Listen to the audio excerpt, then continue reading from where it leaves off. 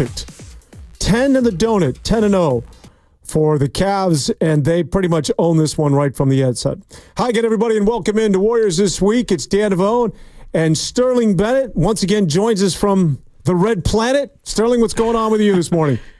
I'm doing good. The wifey's out there putting the Christmas ornaments on the house, getting the house all festival and holidayed up for us. But talking some Golden State Warriors with Dan Devone is the best way to spend a Saturday morning out here in Hesperia, California. Well, you're lying, but that's okay. I'll take it. There's a lot of things you can be doing rather than talking to me, especially Sleeping, right? after that loss, 136-117. Look, first of all, how much are you reading into this? I already see somebody on the text line of the 209 saying that the Warriors came down to earth. Is that what we're looking at? Did they play, as we have sort of talked about and anticipated for some time, that once they start playing the better teams in this league, the Warriors potentially could be exposed? Or is this just a team, like any other team in the NBA, when it's game 4 on a 5-game road trip, things like this will happen? How'd you see it? Well, I think last night, the way the Warriors have played the first 9 games this season, first off, I think everyone is kind of saying, wow, they are above the expectations we set for them coming into the year. That said, last night was ugly. They were 20-2? Last night it was not pretty by any means. It was a cold start. But I don't look too much into last night. You played great the other games this year, the other 8 games you played. You beat the Boston Celtics 2 games ago now. And coming off that high, you have to admit you're playing the hottest team in the NBA in the Cleveland Cavaliers, who, again, are perfect. The first team to be 10-0 since the Golden State Warriors when they were in 2015-2016. So they are historically good to begin this season. So I don't look too much into last night's loss. Was it ugly? Sure. But you have an emotional win against the Boston Celtics, kicked their butt in Boston. You're bound to have a down game the following night. That's just how things work in the NBA. Yeah, it's interesting. You mentioned the 10-0 start's pretty remarkable when you think about the Cleveland Cavaliers. And while we talk about the Warriors, are they for real? And we'll kick that around for the next 3 hours. I'm sure that'll be the theme that's ongoing until the Warriors really prove to people that this is either a legitimate team or just a team that got off to a hot start. Time will tell. But for the Cleveland Cavaliers and their storyline, yeah, they went to the second round of the playoffs a year ago, but I still think that when people talk about the East, it's still the Boston Celtics. It's still people believe that the New York Knicks are going to straighten things out, and Philadelphia when Joel Embiid comes back, and Milwaukee if they ever straighten things out with Giannis and Dame Lillard and company. Meanwhile, Cleveland at a 10-0 start is trying to tell everybody, hey, this is the team that this is the horse you should be betting on right now. And as good as 10-0 is, and you just referenced 2015 and 2016, the Warriors started 24-0. Yeah. Just to give it some sort of perspective. And a lot of that was under Luke Walton, if you recall. Remember, Steve Kerr was out with a bad back. So that's when the Warriors were obviously in their heyday. And we're still, again, trying to balance the weight of this one. Is this a Warrior team? Again, are there the people out there that are still uncertain as to whether that this is legitimate and it's sustainable? And I'm sure that they're pounding their chest a little bit today saying, see, I told you so. This is a Warrior team when they take on Cleveland. They're just not that good. What I saw yesterday is that the Warriors, they need that energy. I think that when you look at what has been the blueprint of this team, it's the defense, obviously, and it's the depth. And it's bringing in all these guys that just have what jumps out at the page of me from day one in assessing this team. It's that high level of athleticism and just youthful legs, something that was lacking on this team over the last couple of years. This is an aging basketball team. Now it's become younger, athletic, and you could see the energy is absolutely palpable. But in order to have that energy, you've got to be well rested.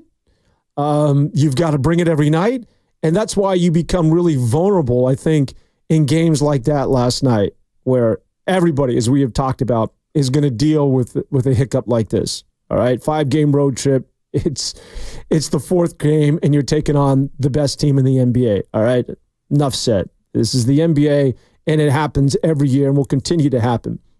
Or if there's something to read into this, do the Warriors have to be a team that brings it every night in terms of their energy? In other words, when the Warriors, going back to that, you referenced the 2015-2016 team, and when the Warriors were quote-unquote good or in that dynastic run, you may not be at full tilt. And that also is going to happen in the NBA. You may not be at full strength in terms of your energy, and you may not be ready to play an NBA basketball game. But because you were so good and you were so connected, it might be a little ragtag. Steph Curry may not be on his game, but you still were competitive, and you could still win those games more often than not.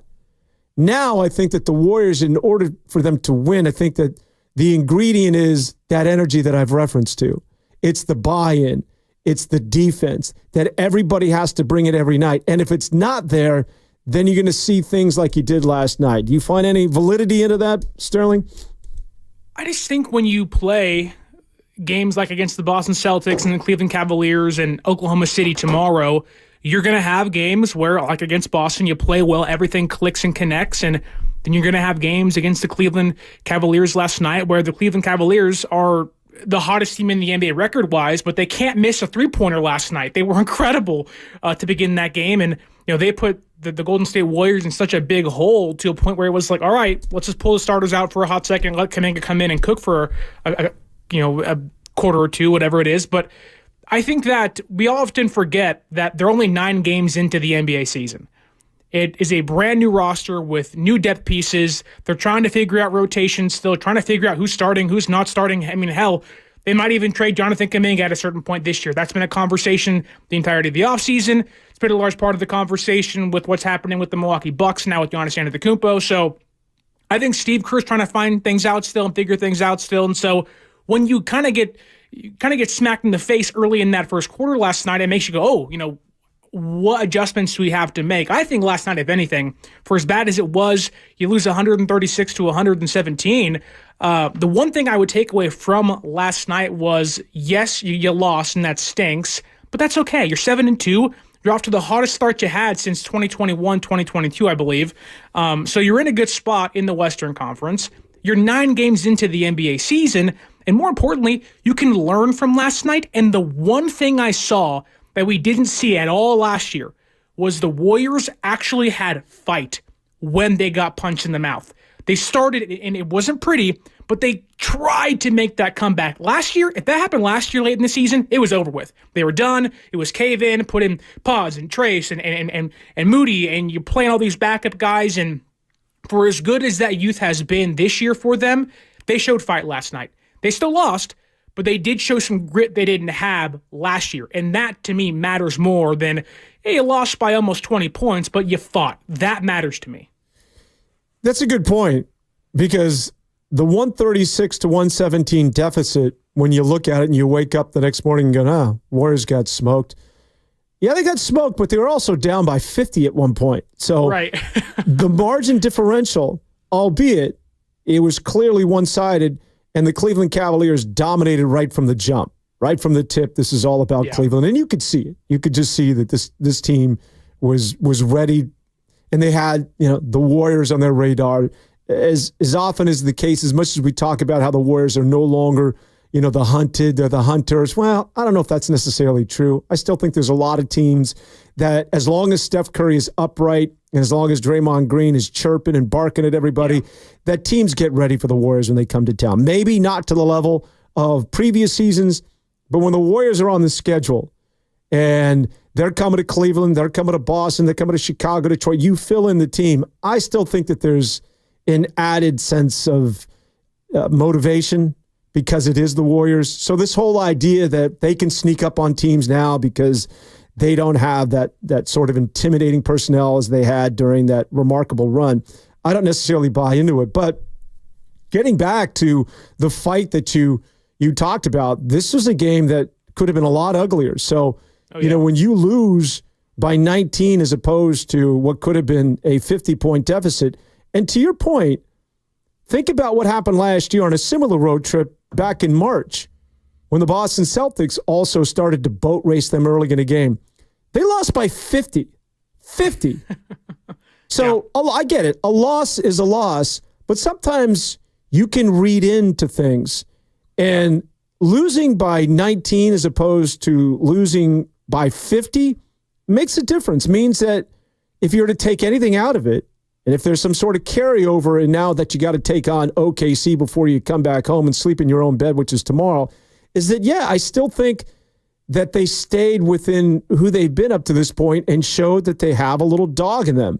I think that last year when you lose to, remember that game where they said, okay, Jaylen Brown, shoot threes, prove to us that you can be somebody that can shoot beyond the arc. And he's like, yeah, hell yeah, I will. And it was ridiculous. I think that might be some of the lack of fight that you were referring to in that game against the Celtics as opposed to what we saw yesterday. So I'm going to be, and typically if you listen to the show, I'm not necessarily that guy that wakes out of bed and is skipping to my breakfast and saying, oh my goodness, the world is so good and the Warriors keep up the good fight. No, usually if they're playing poorly, I'll be the first guy in line to go after them.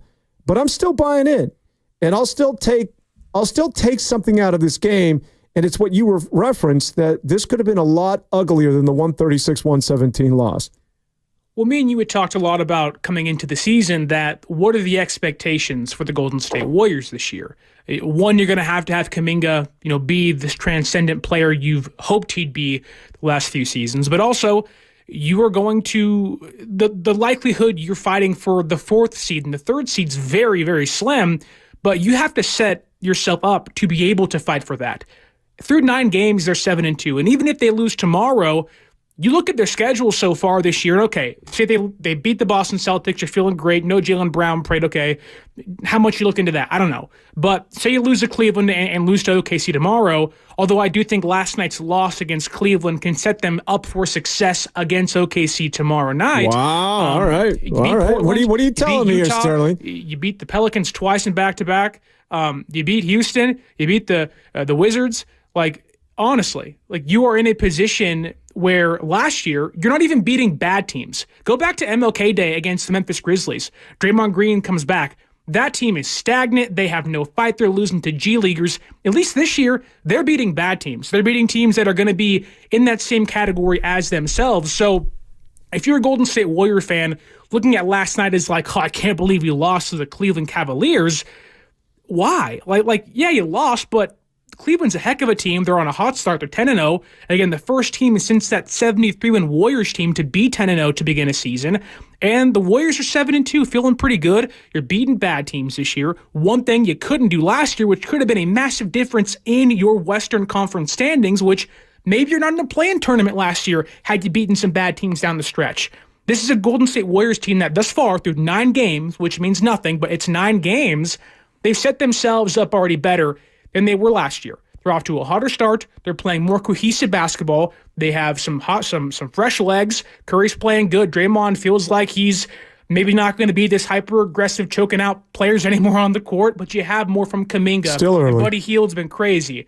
You really do have something that I think last year you had no signs of. That spark, it's energy, like you mentioned earlier, Dan. So, Sterling, you talked about how the Warriors are going to be much better tomorrow night. Now, you stopped short of predicting what would be a significant upset. Do you want to go that far, that the Warriors are going to beat OKC on the road in Game 5 of a 5-game road trip? I wouldn't go that far, but I do think that... Come on, Sterling, go that far. What do you got to lose? You live on the red planet. No one's going to find you if you're wrong. And no one's going to come for me if I say the Warriors are going to win tomorrow when they don't. But I think last night we talked earlier about it's how you lose. Sometimes you can get your butt kicked. You turn the ball over. You're not hitting threes. You're fouling out. It's ugly, right? While the first half was ugly, you were almost down by 40 points. You fought back. You made it somewhat respectable in that 3rd and 4th quarter. I think it's how you lose. Sometimes young players can get demoralized early in a season when they're not playing well or things don't go their way. You didn't see that last night. And while I think the Golden State Warriors would still lose tomorrow, I do think the fast-paced Cavaliers can set the Golden State Warriors up to say, okay, how do we change? What can we do differently? Even Steve Kerr in the post-game press conference was like, I didn't set my guys up well enough. I think tomorrow that can change. Whether it's a win or loss, I don't know, but I do think losses like last night can go a long way into showing where this team can be in the future. And I'm hoping tomorrow against the OKC Thunder, they can show that there is a change or maybe a little more to this team than we thought coming into the season. You know, Sterling, we've got up in the studio the peripheral sort of video is Tennessee is apparently playing a basketball game against Louisville, and somebody hit a corner three, and the guy just gave the chef's kiss, which I caught out of the corner of my eye. And not that I wasn't listening to your brilliant take, but I'm like, I heard you going, wow. No, but that is just something that has to, I think I want to give credit to Pete Alonso, who had that big home run on the playoffs and that remarkable victory against Philadelphia. And Alonso just said, chef's kiss. You don't need to get creative. For those of you professional football players or basketball players or anybody in the professional ranks that wants to do a little dance, wants to do a little gig after some sort of accomplishment on the field, you don't need to do the shimmy. Although, if you want to be Steph, do you? You don't have to have some. You don't have to have some organized dance in the end zone. Just chef's kiss. That's all I'm saying.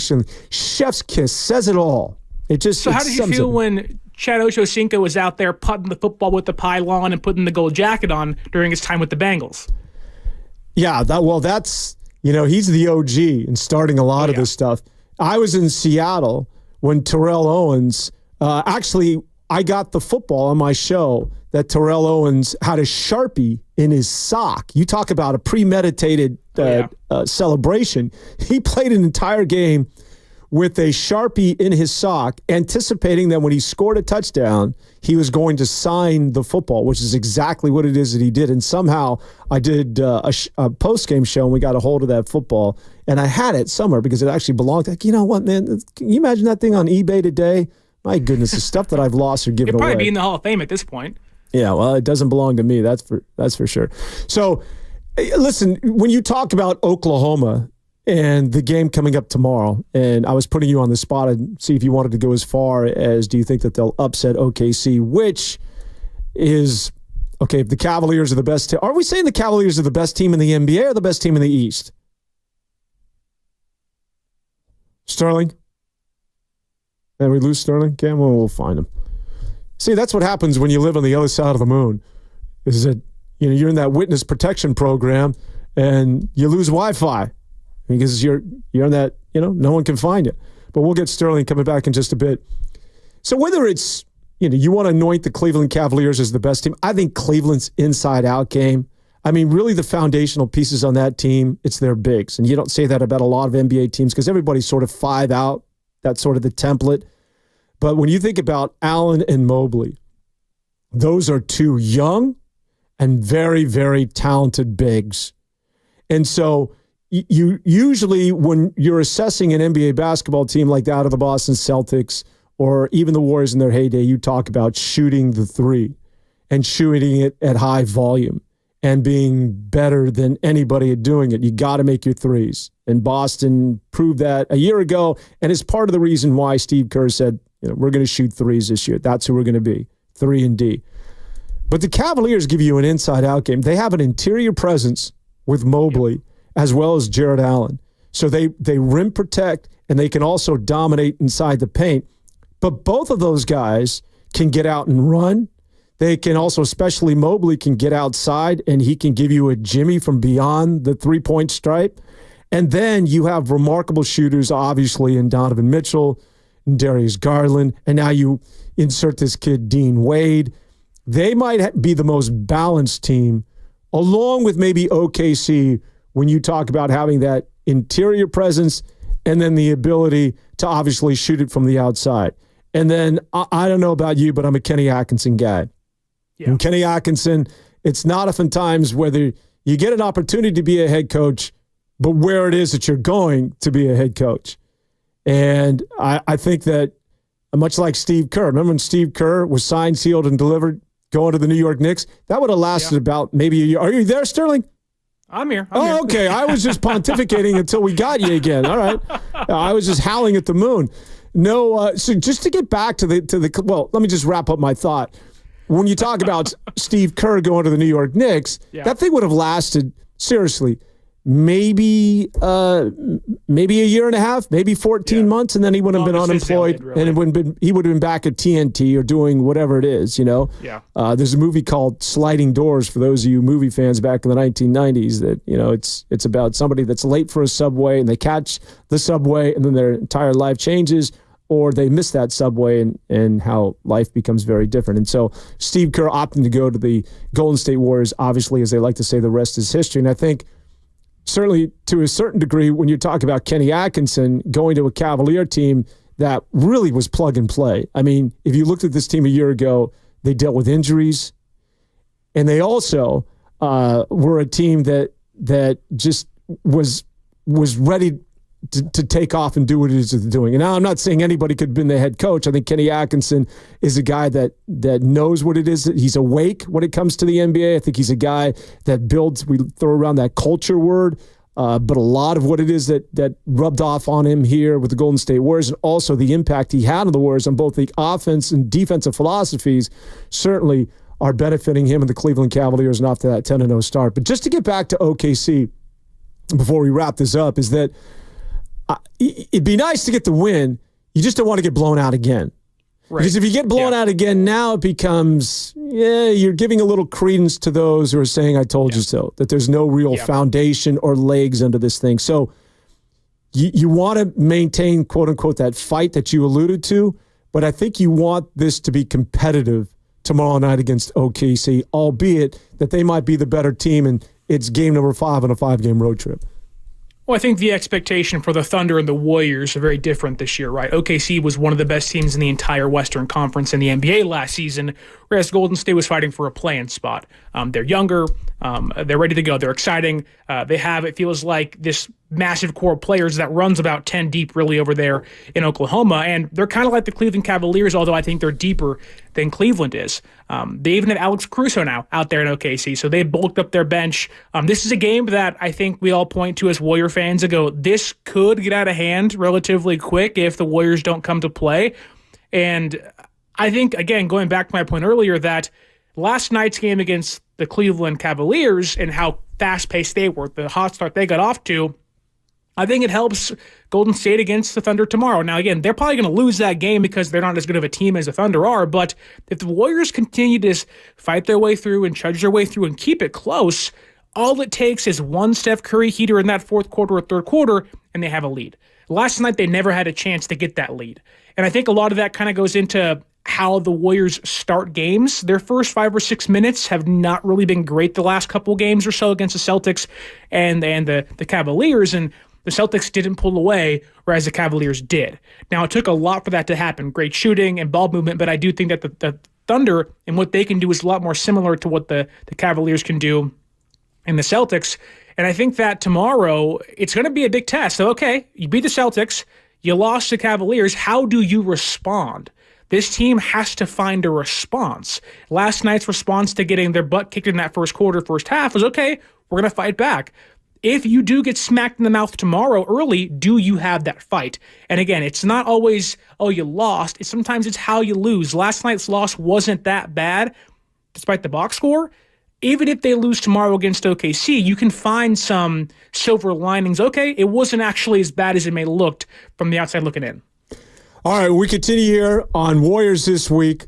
We'll continue to talk about and preview the big game against Oklahoma City. I love when the Warriors take on OKC at OKC. You know why? Because it brings back what I think, which has been obviously take your pick of some of the greatest moments in Steph Curry's career. To me, it was going back to February 27th or 17th, I believe. 27th.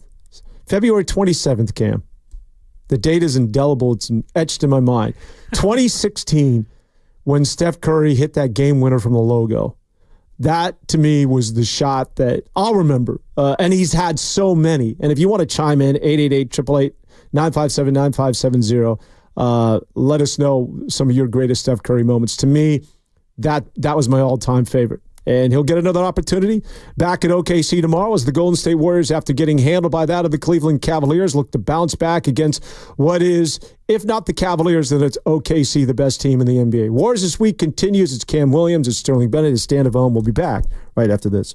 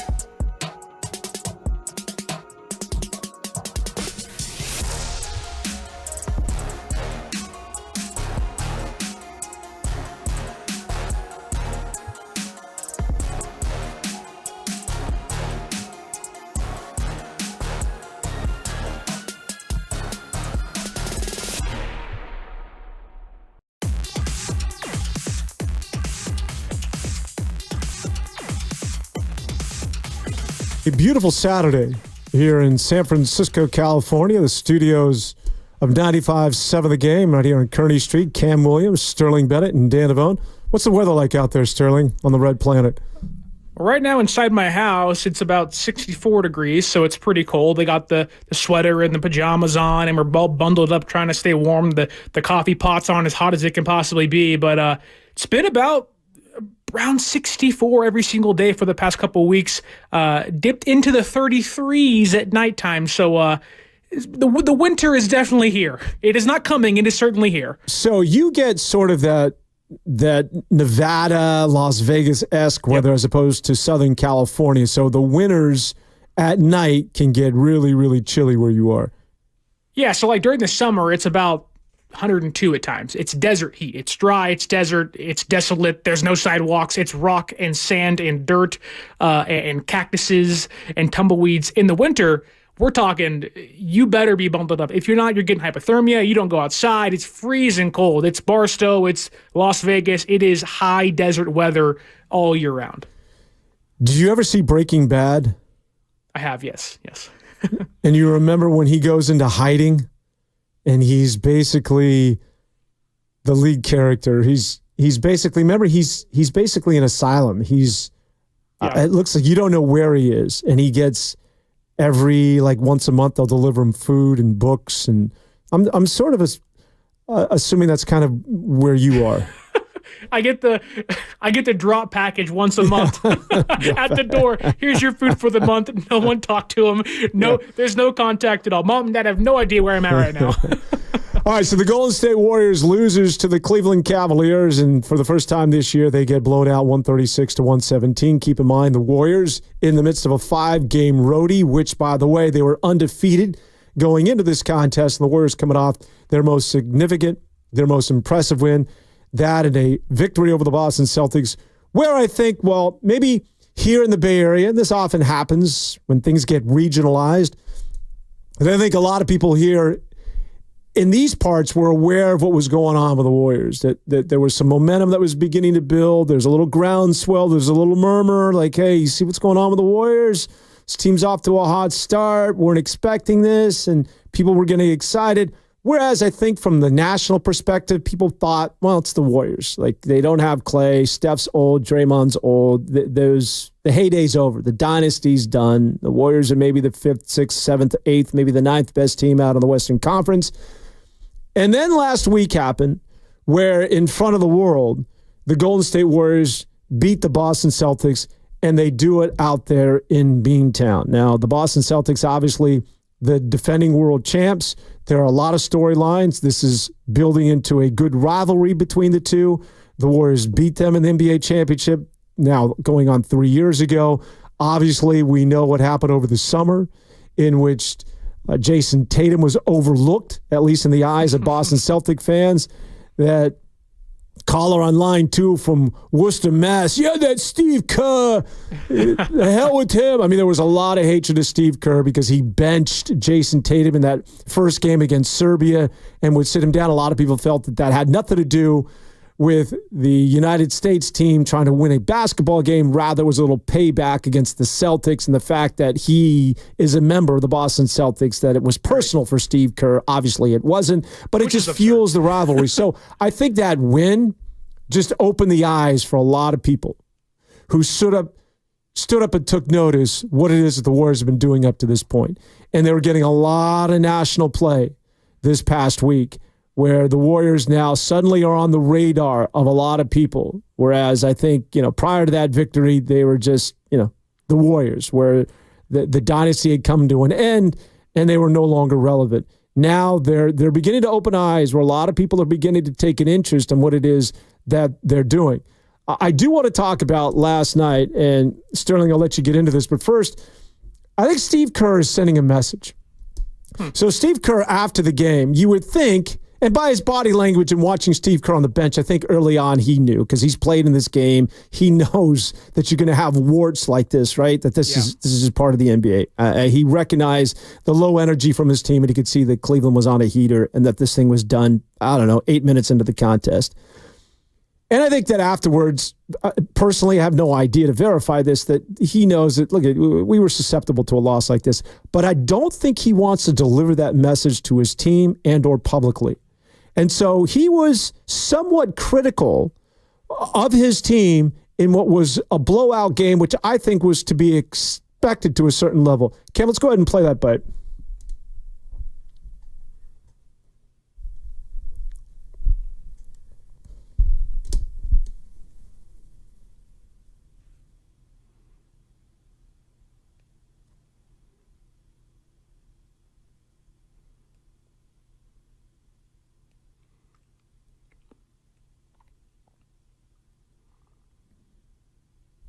Sterling, any thoughts? Yeah, I think, what Steve Kerr is saying is that while last night happened, that's not who we've been all year. Let's not let one game give us into or put us in a tailspin. They have not been turnover prone. They were the fourth best three-point shooting team in the entire league before last night.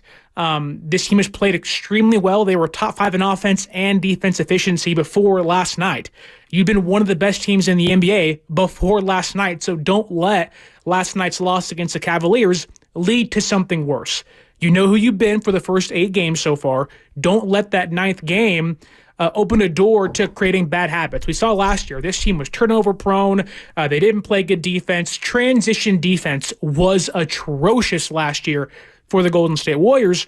And while they can still improve in certain areas, it's not even 10 games into the year just yet. I think what Steve is saying that, look, last night wasn't great.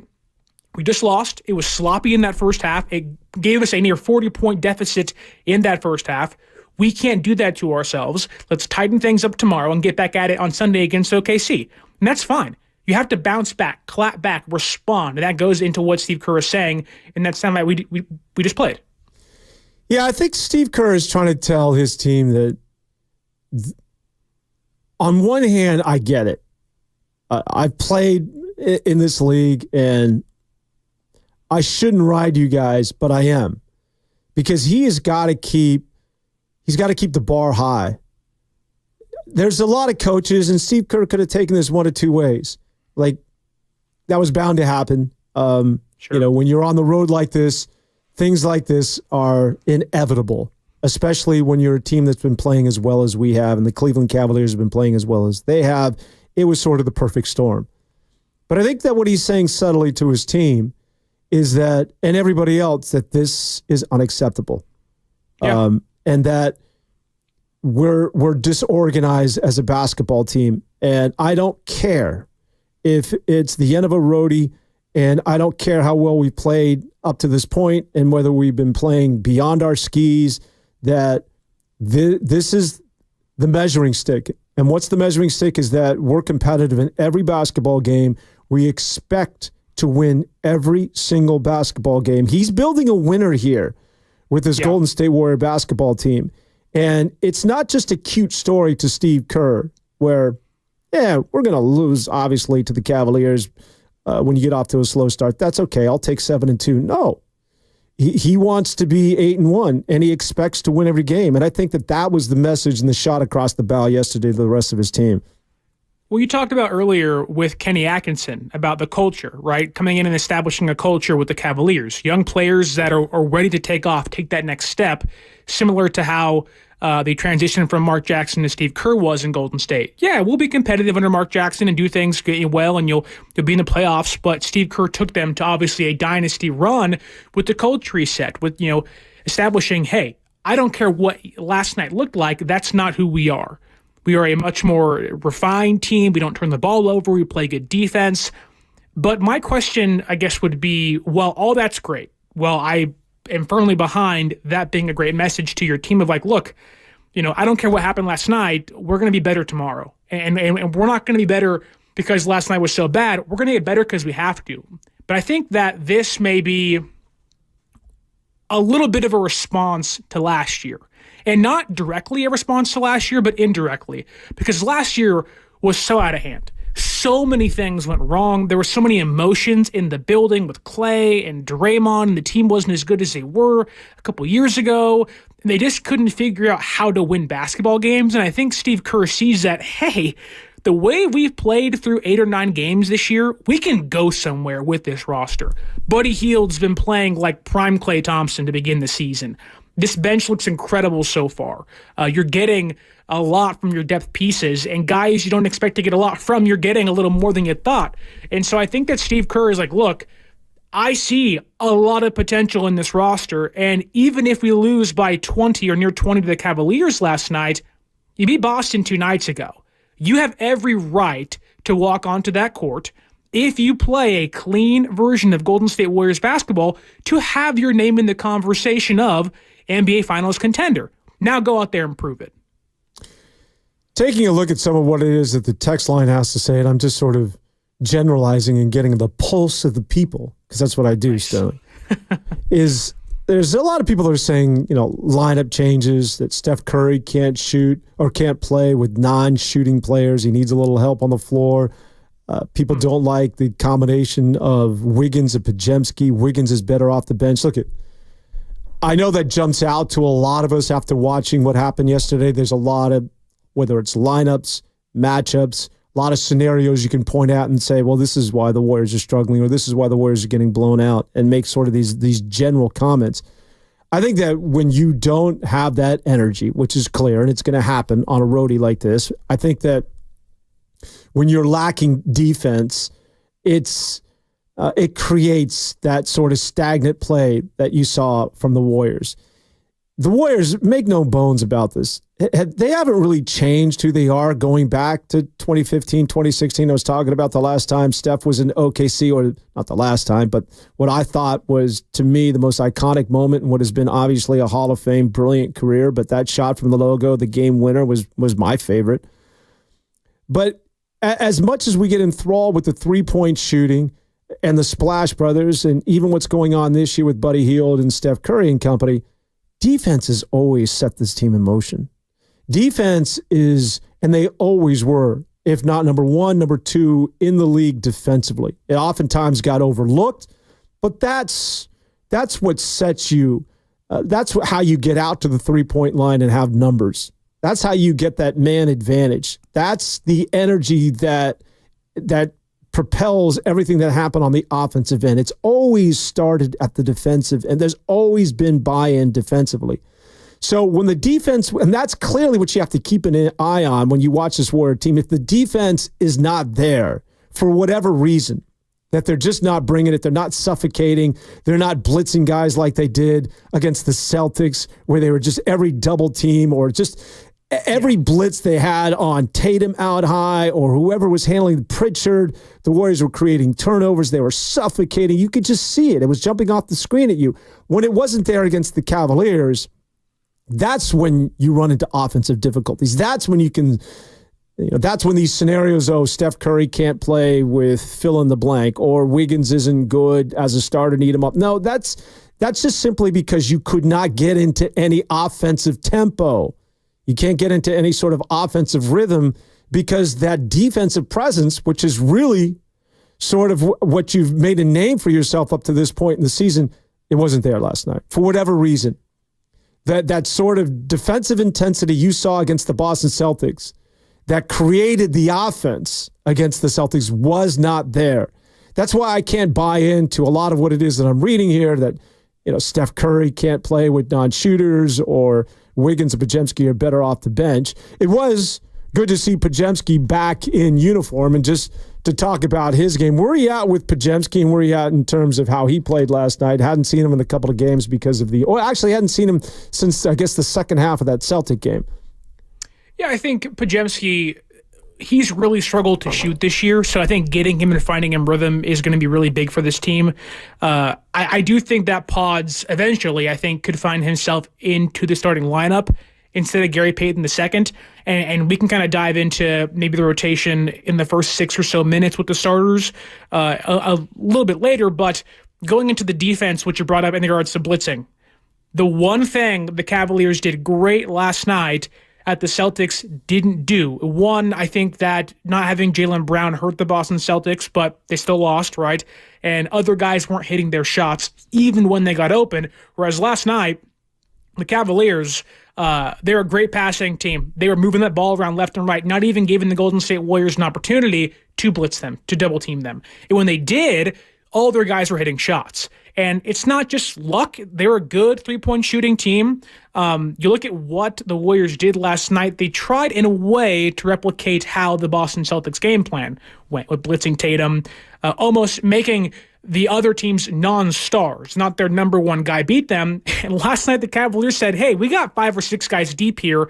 It doesn't matter if you double team us or blitz us. We're going to find guys open to hit our shots. And the Golden State Warriors couldn't answer offensively when the Cavs got off to a hot start. So I do think that, yes, there's rotational, maybe starting unit issues with how they've begun the last 2 games. I think that it's been kind of a head and tails or a two-faced coin against the Celtics and the Cavaliers and what we saw the last 2 nights with them. But I do think there is some credence to that the Warriors need to get a starter in the mix with that, or they need a shooter in the starting lineup with Steph Curry, but also the defense wasn't working last night. You can't do the same thing every single night against the Celtics and the Cavaliers and expect the Cavs team that's a lot better than the Celtics are currently, that are shooting out the wazoo, to not hit their shots. So I think that's kind of a mixture of an issue we saw. Bad start, and the Cavaliers were just incredible last night from beyond the arc. The number, 888-957-9570. That's 888-957-9570. Cam tells me we're going to officially open up the phone lines. You're getting backed up a little bit. We'll start things with Gloria hanging out in San Francisco. Gloria, how are you today? I'm doing great. Thank you for taking my call, gentlemen. I totally agree with the thought of the Warriors being out of sync, out of rhythm, out of energy. They performed great prior to the Cleveland game. Cleveland has built something special there. They have length. Their bigs are able to be athletic as well as shoot. Buddy Hield has played brilliantly. I think the Warriors just ran up against a juggernaut last night, and they were energized and waiting on the Warriors to come. With that being said, I don't want to take anything away from how the Warriors have played. I do agree that they are building something special there. I do believe that they need some defensive prowess. I'm wondering, what do we do to acquire that? Are we waiting on that guy that we got from Philadelphia to return? Do we need to think of trading to get a defensive person or an offensive, a second shooter, perhaps? What are your thoughts? Yeah, good job, Gloria. I think that in order for trades at this juncture, I'm letting things breathe. I still have to assess who the hell I am as a basketball team. Love the start. I think you were referring to DeAnthony Melton, who was back in the starting lineup yesterday, or not in the starting lineup, but was back in uniform, back on the floor yesterday. But I think I need a little bit more time just to see, is Jonathan Kaminga come the trade deadline, as you referred to, Sterling, somebody that I'm going to move? Do I need to make, what am I missing as a basketball team? In terms of assessing this, the Warriors of this season, it's a little premature because there's so many moving pieces. There's so many different parts. And there's the possibility that if this is the status quo going forward, I don't know that I need to make that drastic move. That this Warrior basketball team is something that I can, ride until the end of the season because I have so much depth. Either you're into the depth or you're not. And if you're going to play the 12 to 13 guys, then if you're going to bring somebody else in, or if you're going to move players, you're going to disrupt that card. So I can't make any sort of overall sort of judgment on this basketball team as to who they are and pigeonhole them into a variety of groups. This is what they're missing. They need a big. They need shooters. They need somebody with a defensive presence. Oftentimes, you could attribute that to the Warriors or any basketball team. But this team, because it's so different, it's so unique to anything we've seen in the Steve Kerr era. We're playing 13 we. I'm going French. I got nothing to do with the basketball team. No more we. The Warriors are playing 13 dudes. All right? That just simply doesn't happen, certainly with Steve Kerr. So as far as what do we do at the trade deadline, what are they missing? Where do we go from here? I can honestly tell you, and I think Steve Kerr would echo this sentiment that I don't really know what the hell to think until I see a little bit more of this. If this is sustainable in a month, if you're still amongst the top or 2 or 3 teams in a month or 2 months from the NBA, I'm going to ride this horse all the way to the finish line. What do you say, Sterling? Yeah, I think I would agree with you. I think that any of the, I guess, questions you have about the Golden State Warriors of maybe it's a second shooter in the starting lineup or how do they fix the defense, a lot of those answers, at least you hope, are going to be found internally, at least to begin the season. You're going to find out which rotations work. How do you start games compared to how do you close games? Those lineups don't have to be the same.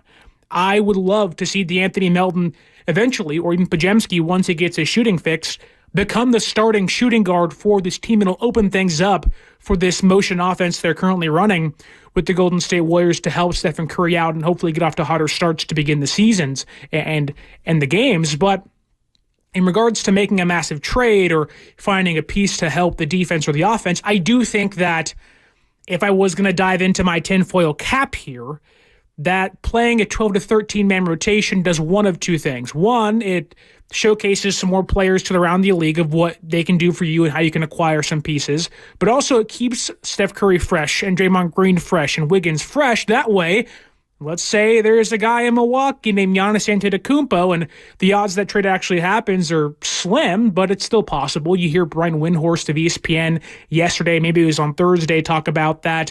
The Golden State Warriors are set up to make a big trade if they want to. Well, you go back to last night's loss for the Milwaukee Bucks, you have Giannis talking to somebody in the locker room saying, hey, if you don't want to be here, you can leave. Well, if that dissension is going to continue to happen in Milwaukee, you say, hey, here's Kaminga, here's Wiggins. I think it was our own Evan Giddings that said, hey, here's Wiggins and Kaminga and 4 first-round picks. Take them. Okay, well, in that same vein, you've also played a 13 to 12-man rotation for the first 2 months of the NBA season. You've gotten yourself to the trade deadline. You got fresh legs for your stars. You get Giannis involved. Gives you that stretch 4 you can play with and opens the offense up. You put yourself in that conversation for, wow, pretty good 2-3 months of the NBA season to begin. Now you have fresh legs for your stars and you insert Giannis. You're in the upper echelon of the NBA. So although it's a stretch to even go that far, they haven't even played 10 games yet. Everything we question today or even tomorrow is going to have to be found internally to get to the NBA trade deadline, and then they may not even make a move at that point either. So they have a good team. They're 7-2. They can very, very much be 8-2 come tomorrow night. That's really impressive. And you beat OKC, you're starting to see the Fox Sports and the ESPNs and us and other people talk about, hey, this Warriors team might be for real with what Steve Kerr's cooking out there in the Bay Area. I'm not one of those. If anybody spends any time, and I don't know why you wouldn't, listening to me and Warriors This Week, is that it's just a personal rant. I don't want Giannis. I don't want Paul George, and I don't want Lauri Markkanen. I didn't even want Kevin Durant. I just don't think that you win by mercenaries or piecing together stars. It has to be more organic than that. And when you look at every NBA championship team over the last 10 to 15 years, it's dudes that you drafted, right? It's about guys like that of the Boston Celtics, Jaylen Brown and Jason Tatum that you got in the draft, and guys, players that are under team control. If I have to give up, because it's going to take a lot more than Wiggins and Jonathan Kaminga and some draft picks, because, and I mentioned this last week, when you're talking about Giannis, it's not only a good basketball player that maybe starts barking for a trade. This dude is synonymous with Milwaukee in a small market. Yeah. Milwaukee has one thing, beer and Giannis. Maybe beer, brats, and Giannis. Maybe not in that order. The Packers. the Brewers. But he's everything to Milwaukee. So yeah, maybe we'll trade him, but you sure as hell better come stronger than Wiggins and Kaminga. I want Wiggins, Kaminga, maybe Podziemski, Trace Jackson Davis, and throw in I don't know what. But they're going to, if we're actually going to move off of somebody that's not only a good basketball player, but somebody that means as much to the community as Giannis, it's going to cost a lot, and to me, it's not worth it. Austin, my man, you got to hang in there. We're up against it. You got to get to a break. Don't go anywhere. Austin's standing by. We got more of your calls. It's Cam Williams. It's Sterling Bennett. It's Dan Devon. Warriors this week just getting started. We'll be back right after this.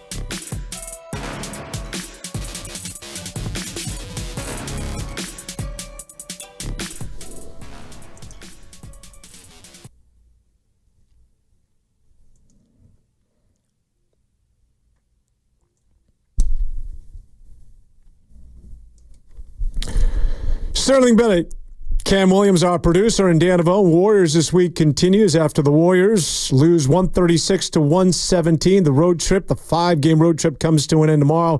Big matchup. Doesn't get any easier when they take on Oklahoma City, and they'll do that, obviously, at OKC. By the way, on the call, Tim Roy mentioned one Ty Jerome. Obviously, Warrior fans will remember one Ty Jerome, who was coming off that Warrior bench a couple of years back. 20 points last night for Ty Jerome, which should tell you just about everything you needed to know how things were going with the Cleveland Cavaliers. Send it in, Jerome. He was doing it all last night. And I'm sure somewhere Anthony Lamb was going for 35, wherever the hell he is these days. All right, anytime you hold out through the break, we get right to you. 888-957-9570. Austin in San Jose. Enough said. What's going on with you this morning, Austin? Welcome to the show. Hey, good morning, guys. Happy Saturday as always, Dan. And I forgot your partner's name, but welcome. Happy Saturday, bro. Sterling Bennett. Hey, listen. Hey, the great Sterling Bennett. My bad. Listen, guys, last night, I don't know what that lineup was, the starting lineup. I mean, you basically had 3 non-shooters on the court with GP2, Dre, and Trace Jackson Davis. So, I mean, other than Steph Curry, there was nobody threatening other than, I guess, Wiggins. But the idea that you would start GP2 in that spot, I mean, I would have thought Moody, and I haven't been a big Moody supporter, but I got to tell you, this year, the kid's worked on his game. He's got to shoot. Every time he comes in, he's ready to shoot. Why wouldn't you start Moody in that situation over GP2? That the guy that really can't shoot. I mean, so that's the first thing. So the second thing is, Dan, I think I mentioned to you last week, I'm not a big fan of this kumbaya 10-man rotation. I don't think it works long-term in the NBA. I know the Warriors have had some success early on, but let's remember, they were 5 of the games were against teams that probably won't even be in the playoffs come into these. So you have to kind of take a step back and look at that record and say, let's see how they do against some of the better teams. Not saying they won't play well, but let's just see. And then I think you're Sterling, you mentioned something about, and I know Dan knows where I'm going here. You mentioned something about the starting lineup and putting Podziemski or one of those guys. Dude, I mean, if you really believe, watch last night what Donovan Mitchell was doing to Podziemski and some of the step backs. I mean, and Darren Gauntlet. I know those guys are elite, but look around the NBA. There's no way that you're winning many games if you're starting guys like Podziemski running alongside Steph. I just don't. You can't sell me on that. So I think the Warriors do need to make a move. I think they're playing these 10 guys, Dan. You may disagree. But I started thinking last night that they're playing these guys to really kind of feature them. And I don't think there's too many guys that are the same on this roster. Last night showed down low in the paint. They really lack a real skilled big man. I know that Trace Jackson Davis is a young guy. He's going to be okay. But he's never going to be a front line, I would say, featured starter in the paint. So I think they need to really get a guy to go out. You know, it doesn't have to be the guy from Utah. It needs to be a secondary guy. He doesn't have to be a star. He could be a secondary guy. So final thing I wanted to say, guys, I was going back and forth last night with the NBA package, and I switched over to the Dallas and Suns game. And just the star power on the court. And you guys can say, hey, it doesn't matter as long as it's a good game. It does matter. After Steph went out of the game last night, I turned away. There was no reason to watch because, honestly, after Steph goes off that roster, Warriors become very, very pedestrian as far as entertainment. But the Suns and the Mavs, man, on both sides of the roster, it was a great game. Just star power. So let's not lose sight of the fact that Steph needs a star to play with him. And I don't think that guy's on the roster, guys. Talk to you soon. Thanks. Strong as always, Austin. Couple of things there. First of all, you might be onto something, and certainly I wouldn't deny, and maybe Steve Kerr subtly knows this, that while he's winning and intends to play third team, because I truly do believe that he feels that this is the ingredient with which, and a good recipe with which to win. But yes, if there's a part of him that also believes, and I would not be surprised, that it gives me the opportunity to showcase a lot of my younger talent so that I can lure potentially that big piece, albeit maybe it's not a 1, maybe it's a 2, maybe it's a secondary star. But if I can showcase these players and somehow lure that guy over to the Warriors via trade, that'll be another option for me when we hit the trade deadline. I'm certainly not opposed to, potentially that's what's going on here. As far as, and I think he brings up an interesting point, Sterling, which I'd like to get further into, and that is, I've always maintained, I'm with Austin, Baseball, maybe you can get away with pitching and some good utility guys and some timely hitting and a star here. We saw it with the Giants when they won 107 games, and they did it essentially with guys who were having career years, and every button that Gabe Kapler pushed, he came up roses with pinch hit home runs. In the NBA, I've always, and I'm like Austin, this is a stars league. It's 5 dudes on the court. You can't hide. All right. It's the reason why Boston back in the day changed the landscape of the NBA and said, this is how you win NBA titles. You go get Paul Pierce, you get Kevin Garnett, and you get Ray Allen. 3 of your 5 have got to be stars. And then, of course, LeBron James took it to new heights when he said, okay, let me call up my boy Dwayne Wade, Chris Bosh. Let's get out of Toronto and go to South Florida and let's win titles with our 3. And then going forward, because it's a homogenous league, everybody sort of copycatted and say, okay, you need 3 stars. The Warriors went to new lanes and basically got 5 starters that were all, top of the line stars. And that's what was trending. And it's been that way for a while, that this is a stars league. I would agree with you when Austin was pointing out that Dallas and Phoenix and all those stars from Bradley Beal and Kevin Durant to Luka Doncic and Klay Thompson and Kyrie Irving all on the floor last night. The question that I want to put in front of you, Sterling, and the rest of the audience is just like anything else in the NBA, things change and things become cyclical. Is because of the second apron, because of the finances and the salary cap, that can you necessarily afford 3, let alone 2? And are we seeing, maybe with the Warriors, I don't mean to get ahead of myself, that there's a different way to do this, that you need a star, but you don't necessarily need 3 or 4. That if you have depth like that of the Warriors, if you could have quality players and then bring in waves of these sort of guys that have that quote-unquote buy-in. Now, it's a lot easier said than done because you got to find the right guys. The Warriors are long and athletic, and it's about that energy and the buy-in that I had talked about at the top of the show. Could what the Warriors are doing now, should they have success, just to get ahead of myself, say 3-4 months from now, the Warriors are a playoff team and they're maintaining this winning percentage, that could this be a new way to win in the NBA? That certainly you need a star, but you don't need 3 of them. That it's depth and it's a buy-in defensively that could be the recipe going forward. So what you're essentially saying is, instead of being reactive, be proactive. Change the way you win in the NBA. Is this a new, I guess you can say, wave of prosperity in regards to how you win games? I think that is potentially true, but I do think that has its ceiling. And that goes back into what Austin was saying and goes back to what I was saying earlier in the last hour of there's a reason why they're playing 12, 13 guys.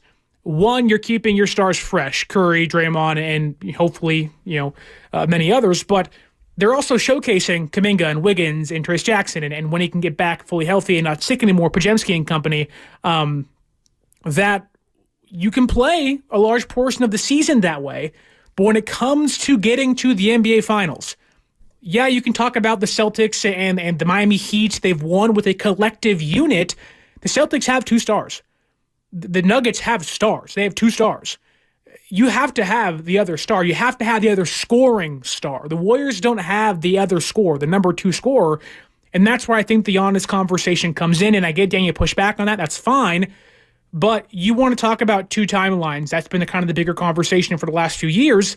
You can erase all that conversation by trading away Kaminga, Wiggins, picks, and whoever else is involved, Trace Jackson Davis. Those guys will never be Giannis Antetokounmpo. You immediately get Steph Curry, that number 2 star. He becomes your big man in the paint, whereas last night, Trace Jackson Davis and Draymond, Kevon Looney, for as great as we might like them here in the Bay Area, they're not Giannis. They're not going to go against Jared Allen and Mobley. They're not going to beat those guys. They're not going to give you more than them on most nights. So you have to find another big, hopefully a stretch 4. If not, it is a star like Giannis that can beat you practically everywhere, not behind the arc, and aid Stephen Curry in his chase for another championship. But going back to what Austin was saying in regards to playing Podziemski, it's not just about playing Podziemski. I'm not advocating for that. What I'm advocating for is finding Stephen Curry, that number 2 scorer, number 2 shooter in that starting lineup. Hence why you have maybe a Moses Moody, like Austin said, or say the Anthony Melton, who came back last night, which he's not going to start in his first night back, but you cannot play GP2, TJD and Draymond together to start games. You are going to be over-reliant on Stephen Curry to have this amazing first quarter, which he's prone to doing, but you limit what your offense can do. And if you're going to play 12 to 13 guys, you can mix in GP2 later in games. If he wants to close games out when you're winning by 5 or 6 because he has great defense, fine. Just don't make him start games. This team has had 2 slow starts back-to-back against the best teams they've played all year long. Against the Celtics, didn't hurt them. They weren't hitting their shots. Last night, it crushed them because the Cavaliers were hitting their shots. So I think it is really important for the Golden State Warriors, even if it means for the first few months of the NBA season to play 12, 13 guys. Okay, that's fine. Strength in numbers, right? But when it gets to, when we're talking about May and June and July in the playoffs, you gotta have the number 2 guy, and the Warriors don't currently have that.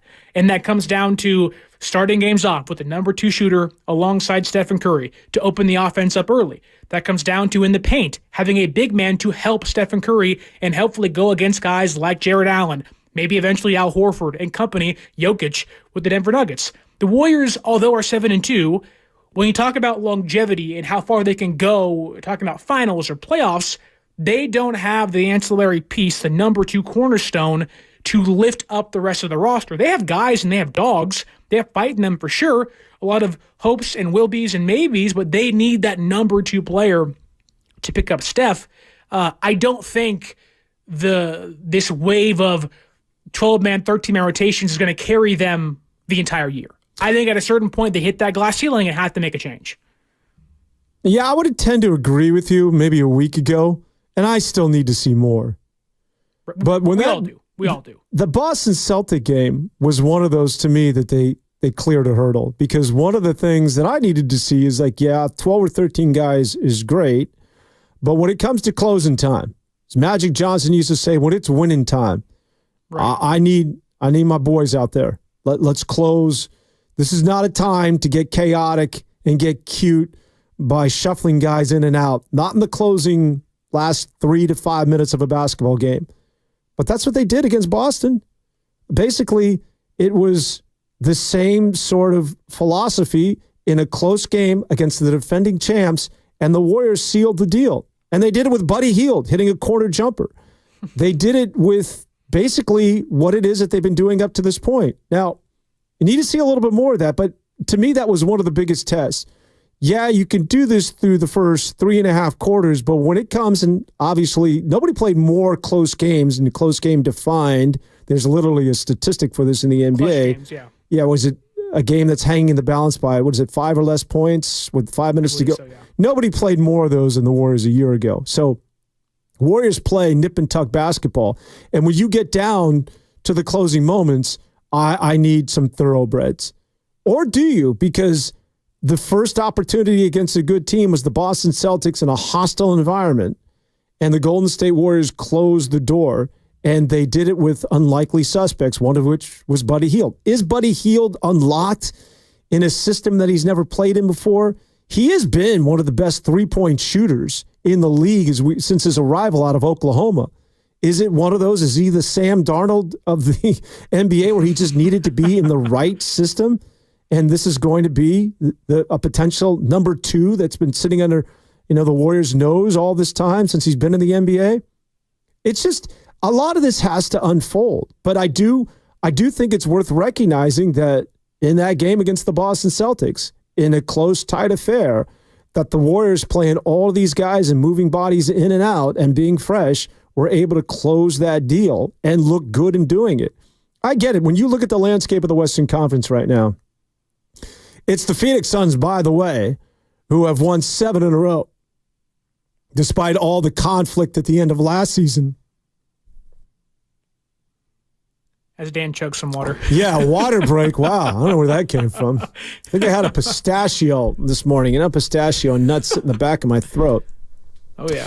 So, by the way, pistachio ice cream as well as pistachio chocolate, very, very underrated, as I digress. But when you think about 1 through 8 in the NBA, listen, the caller has a good point. The Phoenix Suns are all-star driven, right? I mean, it's Kevin Durant, it's Beal, and it's Devin Booker. And they're 8-1. Don't look now, but here they come. And same with the Thunder. And I would say the same with the T-Wolves when you think about Ant-Man and their stars and going and getting Randall. And then here's this Warriors story right in the middle of all of this. And a lot of it isn't just because the fact that they played the Portlands and the Utahs and got fat on an easy schedule. But then how do you explain away Boston? How do you explain away not only beating Portland, but spanking these teams by 40 points? This is, I want to err on, and I'm not the most optimistic guy when it comes to the Warriors, but I want to err on the side that something's different here. Something smells a little different here with the Warriors. That something might be going on here, and we might be stumbling onto something very special. Well, I think two things can be true, right? You can go into Boston and you can beat them 118-112, and you can play good defense, and you can shut down the offense outside of Jason Tatum with no Jaylen Brown, and you can play smothering defense when Stephen Curry scores 27 points, and Wiggins and Hield go for 16 points, and Kyle Anderson hits three-pointers for you. You can win games like that. Undoubtedly, you can beat great teams with that. But the question is, when it comes to playoff time, is that sustainable? When it comes to 2 months down the road, when you're in February at the end of the year, are you going to sit there and say, wow, this is really working out for us? Or are you going to say, okay, look, we finally hit the glass ceiling? And I think for the Golden State Warriors, you can try this. It's worth trying. It's working currently. You're 7-2. You can win tomorrow night and beat Oklahoma City for sure. It's up, it's up in the air. It's a game that you probably are the worst team of the two, but if you play as good as you did against Boston and you get more from Hield, who had 3 points last night, that was the worst game of the year by far, and you can hopefully start off hotter than you did against the Cavaliers last night as well, you can win that game for sure. But I think that when you look at those two games back-to-back, it makes you go, okay, there is a cap as to how far this thing can go with the current construction. Now, I don't know what that means. That could be, again, getting Giannis or getting somebody else, Lauri Markkanen, whoever else. I know Dan Devon will veto via trade. Just want to get those guys. But I do think that, yes, through 9 games, fans have every right, and we have every right to be optimistic of, okay, this looks different. Melton's missed some time. Pajemski's back. Those guys start playing better. I mean, Buddy Hield has been arguably one of the greatest signings of the offseason thus far. I want to put things in perspective in regards to Buddy Hield so far this year. Before last night against the Cavaliers, he was averaging 21 points, 4.5 rebounds, and roughly over 2 assists, shooting 50% from behind the arc on roughly 9.1 attempts per game, shooting over 51% from the field in 26 minutes a night. That is incredible. That's better, again, in perspective, than what Klay Thompson was doing in 2022 and 2023. Klay who? Exactly, when he was averaging 21 points a night and was shooting 41% from three, but taking over 10.5 three-pointers a game and shooting 43% from the field. All those being career highs in regards to attempts. He has so far been a more efficient version of arguably the highest scoring and best three-point shooter that Klay Thompson was with the Golden State Warriors. With Curry and Buddy Hield on the court together, their offensive rating is 143.3. Their defensive rating is 85.5. That is a plus 57.8 net rating. He's been incredible. He's been so efficient for this team, but I ask you, Dan, if you're going to play 12 to 13 guys a night and walk into a playoff series against, let's say it's the Nuggets or the Suns, do you really believe that 12 to 13 guys leaning on Buddy Hield to get you 20 or 17 a night and Wiggins do the same thing, that's sustainable? You're going back to that conversation of banking on Kaminga to be more than he's been. Moody to be more, for as good as he's been this year, to be better than he's been. I can't put myself in that boat just yet. I think you have to find the other star eventually this year if you want to make that massive run to another title. I know a lot of people this morning are scratching their head and trying to get their arms around why the Warriors started GP2. It was an interesting lineup decision on the part of Steve Kerr, and the fact that what I've seen repeatedly on the text line is the Warriors, with Steph Curry and a bunch of non-shooters, and then when you get behind 20-2, it gets accentuated, right? A lot of people are like, well, come on, what are you thinking here? But see, listen, sometimes you just have to defer to Steve Kerr. And Kerr did this earlier in the road trip against the Wizards, where he started GP2. It's defensive minded here. He wanted GP2 purposely to lock up Jordan Poole. Jordan Poole, who has been playing well in the early portion of the season, wanted to take away Jordan Poole, even though Jordan Poole had a decent game. So there was something defensively that Steve Kerr knows better than anybody, that yes, this doesn't make sense when you look at it from the offensive side of things. But Steve Kerr doesn't do that. He's setting the tempo. He's setting the stage offensively for you to create opportunities on the defensive end. So he saw something he could exploit with GP2 starting. And that's the reason why he wanted, again, he thinks about this I think he goes defense first, and the offense will take care of itself. Because the offense isn't something that, he doesn't have any X's and O's. They sort of like have this innate ability to be connected and know where guys are. The movement isn't offense. Through. Yeah, it isn't something that you draw up on a chalkboard. It's just these guys have been together so long that it just takes care of itself. And so he's thinking defense, and that's the reason why GP2 got the start. It had, obviously, GP2 is not somebody that you're going to clear aside for, run an offense through, but he wanted to set the stage what he thought defensively could give him an advantage. Obviously, it didn't work. It blew up in his face. And the Warriors get spanked right from the outset, although made a game of it in the latter part of the contest. I think it's an interesting discussion going forward as to whether if the Warriors are a team that are competitive this year, and they do it with these 12 or 13 guys, with the NBA being as homogenous as it is, you can rest assured there's a lot of other teams that are going to say, wait a minute.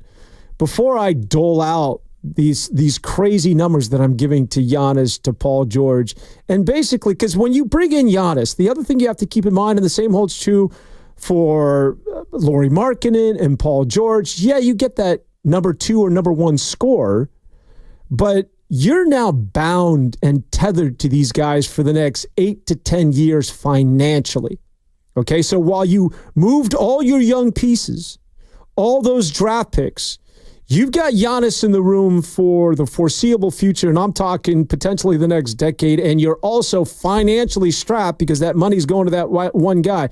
So you better be damn sure that he's the missing piece in terms of winning titles, which is, again, another reason why I'm making it centric on one player, because the assets and the capital and the cost is just too much in the NBA. I would rather make a run at it in terms of what the Warriors are doing right now, and then maybe find somebody in the draft with the picks that you have and building the thing organically. That way you have players under team control, which makes sense financially. And also it's done through your system where guys learn to play basketball only one way, and there's that quote-unquote fit. All right, we're going to continue the conversation. The Warriors, I do want to get into OKC and preview that big matchup. Sterling Bennett, Cam Williams, Dan Avone, Warriors this week. We'll be back right after this.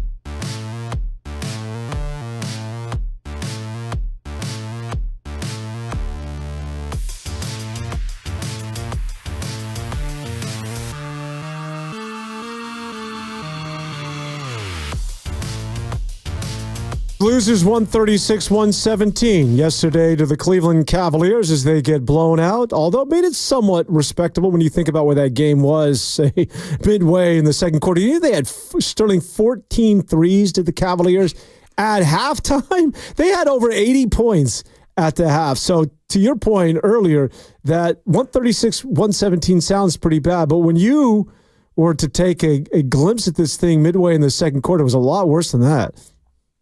It was like 83 to, what was it? 83 to, I have it here in front of me, 83 to 42 at halftime. Yeah, that's silly. You look at how bad it was, it could have been a 40-point loss. That was where they were headed, and thankfully, Jonathan Kaminga, I thought, played great in that second half for them.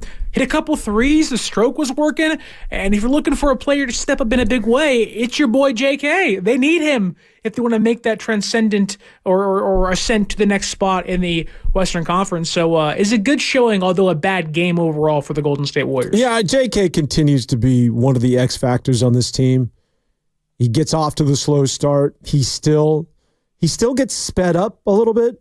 And you would think that in year 4 that would begin to slow down, but he still at times is a guy that is a little bit out of control. And I think that's just sort of who he is. He's 22 years of age. While that's still very young, we've been saying this since he was a teenager. So at some point, you got to say that this just might be sort of the earmarks of who he is going forward. Now, obviously, he's going to continue to improve. But when you think about that draft class with Cade Cunningham, with Evan Mobley was in that draft class, all these guys have refined their game to a point where they got paid and nobody has any qualms about it because they deserve the bag. I mean, Jalen Green, who's averaging like 30 a game.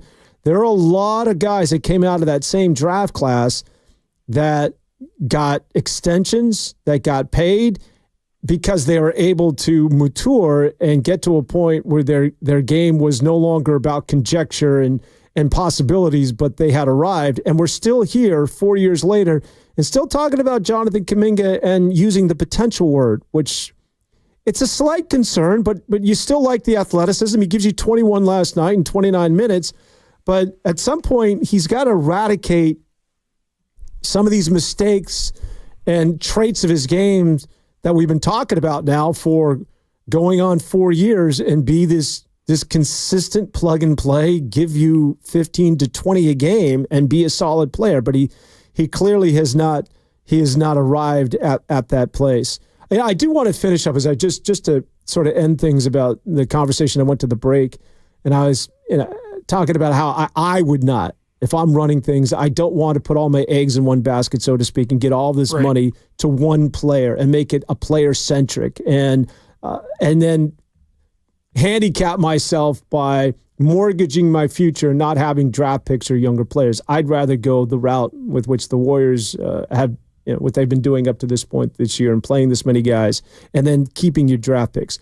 Think about the Warriors this time a year ago, and I don't think it's by accident, Sterling, that we're seeing what it is that they're doing this year in this template of playing this many guys.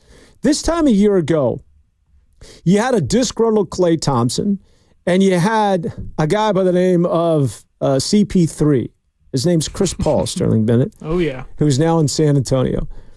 That was $70 million. $70 million that were dedicated to two guys. $70 million on the salary, 40 to Klay and the other 30 to Chris Paul. I think the Warriors recognize we don't want to do this anymore. And nobody has spent more money. Nobody has been more generous. And nobody's opened up the vault like that of Lacob in terms of owners. And I think that he just, as well, I think it was collective. They said, you know what? Let's try and win a title and get not only younger, but get cheaper. Sure, but I also think it's not exactly how much money you spend, it's who you spend your money on, right? You can replace Chris Paul's production, and we're seeing it this year with Buddy Hield. You can replace, for as much as we love Klay Thompson coming back very soon to Chase Center for the first time, we are going to have our captain hats on for sure for that game at Chase Center, but you can replace Klay Thompson's production the last couple of years with a player like Buddy Hield. If you're going to have starters that you're paying big money to, and for the most part have played well enough to deserve that money earlier in their career, you can find replacements for them for a quarter of the price and be okay. But when it comes to going back to that conversation of, strength in numbers and the 12 to 13 man rotations, don't invest in replacement level players or fifth options offensively. Invest in stars that are in their prime, can still help you win championships. Where I hate to say this, but Chris Paul and Klay Thompson are not going to help you win championships anymore. That's not who they are.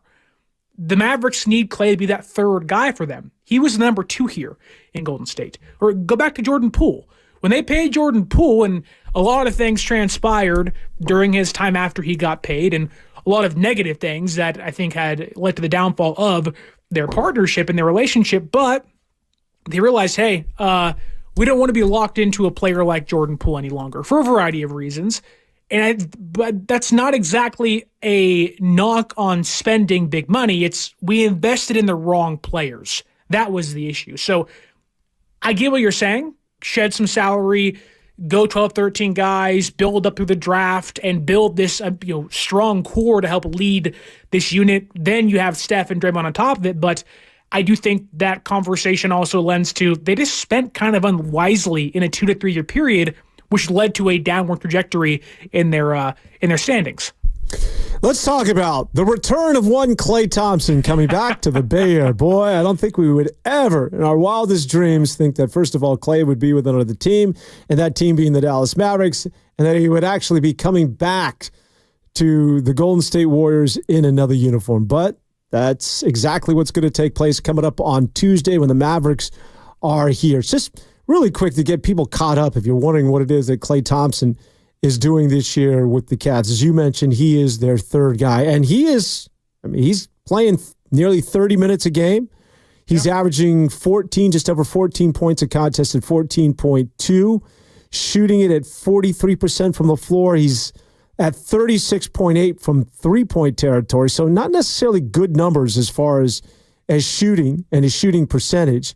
The 14 points in 30 minutes, I mean, it's sort of what Klay was with the Golden State Warriors. And I think that, listen, Dallas got off to a good start and made a lot of sense. You talk about gravitational pull. Everybody's watching Luka, who might be pound for pound the best player in the NBA right now. And then obviously Kyrie Irving is Kyrie Irving. And then all Klay had to do was just hang out when they reverse the ball, be on the other side of the court, set your feet. You're going to get more open looks than you've had in the last 5 years. That was sort of what happened early on. I think teams have glommed onto it a little bit, and their Klay, for whatever reason, is not getting the same looks he had maybe, say, in the first week to 10 days. But here's the issue going forward, because now the Cavaliers are at 5-4 after their hot start and have been losing a rash of games. And I've maintained that this is what you got to think about when Klay Thompson, again, as much as we always want to focus on offense, I think Steve Kerr and company always think about defense. And Klay Thompson became a liability defensively. And that's wherein lies all of this in terms of the separation between the two. And I think he's going to be a liability with the Dallas Mavericks. And so when we think about the big three, that ain't a big three defensively. I don't know the last time Kyrie Irving was ever considered a DPOY candidate. And the same with Luka Doncic, two guys who couldn't be more disinterested in playing basketball on the defensive side of things. And then there's Klay Thompson. It's not a matter of Klay Thompson not giving effort. That's never been the case with this guy. And it's not a matter of being disinterested like that of a Jordan Poole. He just physically can't get to the spots anymore. He doesn't have the lateral mobility. Because of the injuries, he just cannot be that guy. And he gets taken off the bounce. Guys want to clear aside and just go after Klay Thompson. You never did that back in the day. And that's what I think is eventually going to be the Achilles heel of the Dallas Mavericks. Somehow, they were able to get to the finals and play good defense and really turned it on towards the latter part of the season with Luka and Kyrie Irving, specifically, who played well defensively. But now you throw Klay into that mix. And defense is one of those things that it's, to me, same holds true with football. It's got to be instinctive. You can't think about it. You can't remind yourself, I got to play defense. It's either in the DNA or it's not. And it's not for those three guys. And that's why I think that in the end, while they can score the basketball and they're exciting to watch with the addition of Klay Thompson, the fact that they're defensively always going to be deficient as long as those three guys are going to play as much and as often and as much as they're going to rely on them, it's going to be a defensive liability no matter how you slice it up in Big D. Well, especially when you have, two ISO ball handling players like Luka and Kyrie, you'd hope that would open up Klay offensively. Okay, if you're going to double down offensively and say we're going to outscore you every single night, or at least most nights, okay, cool. That's also dependent on Klay Thompson hitting his shots, which I don't want to brag on Klay. We all love Klay Thompson here. When he comes back, he'll get a massive standing ovation, but he's taking 8.5 threes a game and only hitting 36%. Like, you look at the last couple games he's played, to start the year was 10 threes, 12 threes, 11 threes, 7, 9, and it's gone down continually because he's not shooting well. You have a 143 percentage from him in his last game against Phoenix. This team with Klay, again, love him. It makes sense when you think about schematically what you want to do offensively, but with where Klay's at, it was surprising when the Warriors let him go. I figured there was going to be a lot more pushback by fans from the emotions and the ties to him and what he'd done with, Steph Curry and Draymond and even Kevin Durant, what they built, and, the stories of the injuries and coming back and winning again against Boston a couple years ago. But you look at where Klay was the last few years and what he had, or how he performed with the Golden State Warriors, honestly, and I hate saying this, it really has been an addition by subtraction of Klay Thompson, which I never thought I'd ever say with the Golden State Warriors. And in Dallas, you can argue that through, 10-ish, 9 games so far, it's kind of been a subtraction by addition for them thus far this season with Klay Thompson in the offensive lineup. What are you expecting? Just sort of a general overview. What do you think well, I know what the reaction is going to be like, but just what do you think what's going to go down on Tuesday? When the game's over and we walk away, what is going to be the overall sentiment? What do you think is going to happen with Klay Thompson's return in a new uniform with the Dallas Mavericks on Tuesday when he takes on his former team? I think it'll be a lot of hugging after the game, a lot of emotions of, good to see you and whatnot, but during the game, the one thing about Klay Thompson, and he's a really emotional person and a really emotional player, I would not be shocked and surprised if, one, he just takes 15 threes and is like, you know what, I'm shooting it up. I don't care. I'm in front of my essential home crowd and whatnot, and, they know what I'm like. And if Klay gets hot, he'll hit 10 of those threes, and we're like, oh, crap, he got 30 points or whatever. But I also wouldn't be shocked if Klay shoots the Mavericks out of that basketball game, because that's who Klay is at this point in his career. But either way, win or lose for Golden State or the Dallas Mavericks, you're going to expect a massive cheer and roaring, just we love Klay Thompson chants. You're going to have free throws with the fans chanting, Klay Thompson. So they love him so much in Golden State, and we love him so much here, but I just don't, Klay is kind of this two-faced player now, right? Where he'll get super hot and he'll get super cold, and you're like, yep, that's who he is. He's streaky at this point in his career, and it's like, you hope he plays well, but it's not against Golden State on Tuesday. Would you want Klay to shoot the lights out? Would you actually want that for Golden State? It's going to hurt you. But for Klay's sake, do you want that? That's kind of where my debate is, of I want Klay to be happy and comfortable and get gratitude and get support, but also it's have a bad game for our sake, please. Yeah, it's going to be interesting. By the way, you just gave me a WWE flashback from WrestleMania, because I got a Dan Devone. Nice. One got introduced at MetLife in front of 90,000 for WWE and WrestleMania way back in the day. So was that WrestleMania 28 or 29? Yes, wow. Is that the John Cena Rock once in a lifetime, twice in a lifetime special? Oh my goodness! I want to say 2014 was. Sounds about right. Yeah. Yeah, you are on it, my man. Yeah, so anyways, you're going off on Klay Thompson. We all get ready in anticipation for the return of Klay Thompson, and all I could think about was me in WWE getting a Dan Devone. Yeah, so I think that you're right. The fans, the fans are going to go nuts. There's going to be a ridiculous ovation. But I think the love fest is going to end there. I really do. And you were talking about hugs afterwards. I'm not necessarily sure that's going to be the case. Wow. With Klay Thompson. I don't know if it's bitter, but I do think it could get... I think he's going to chirp a little on the floor, and I don't think it's going to be friendly, sort of what's up, Dream? It's going to be bro, you ain't so bad sort of stuff. I think maybe somebody gets a T in this thing. I see this a little bit differently. And here's the reason why. I think to your point, Klay Thompson is as great as he is, just like any superstar. And I use the word judiciously great. I use it very judiciously. A lot of people just throw out that, oh, he's a great player. I hear announcers say, that was a great 3-yard run. Really? A great 3-yard run? There's few things that are great in this world. And Klay Thompson is a great shooter.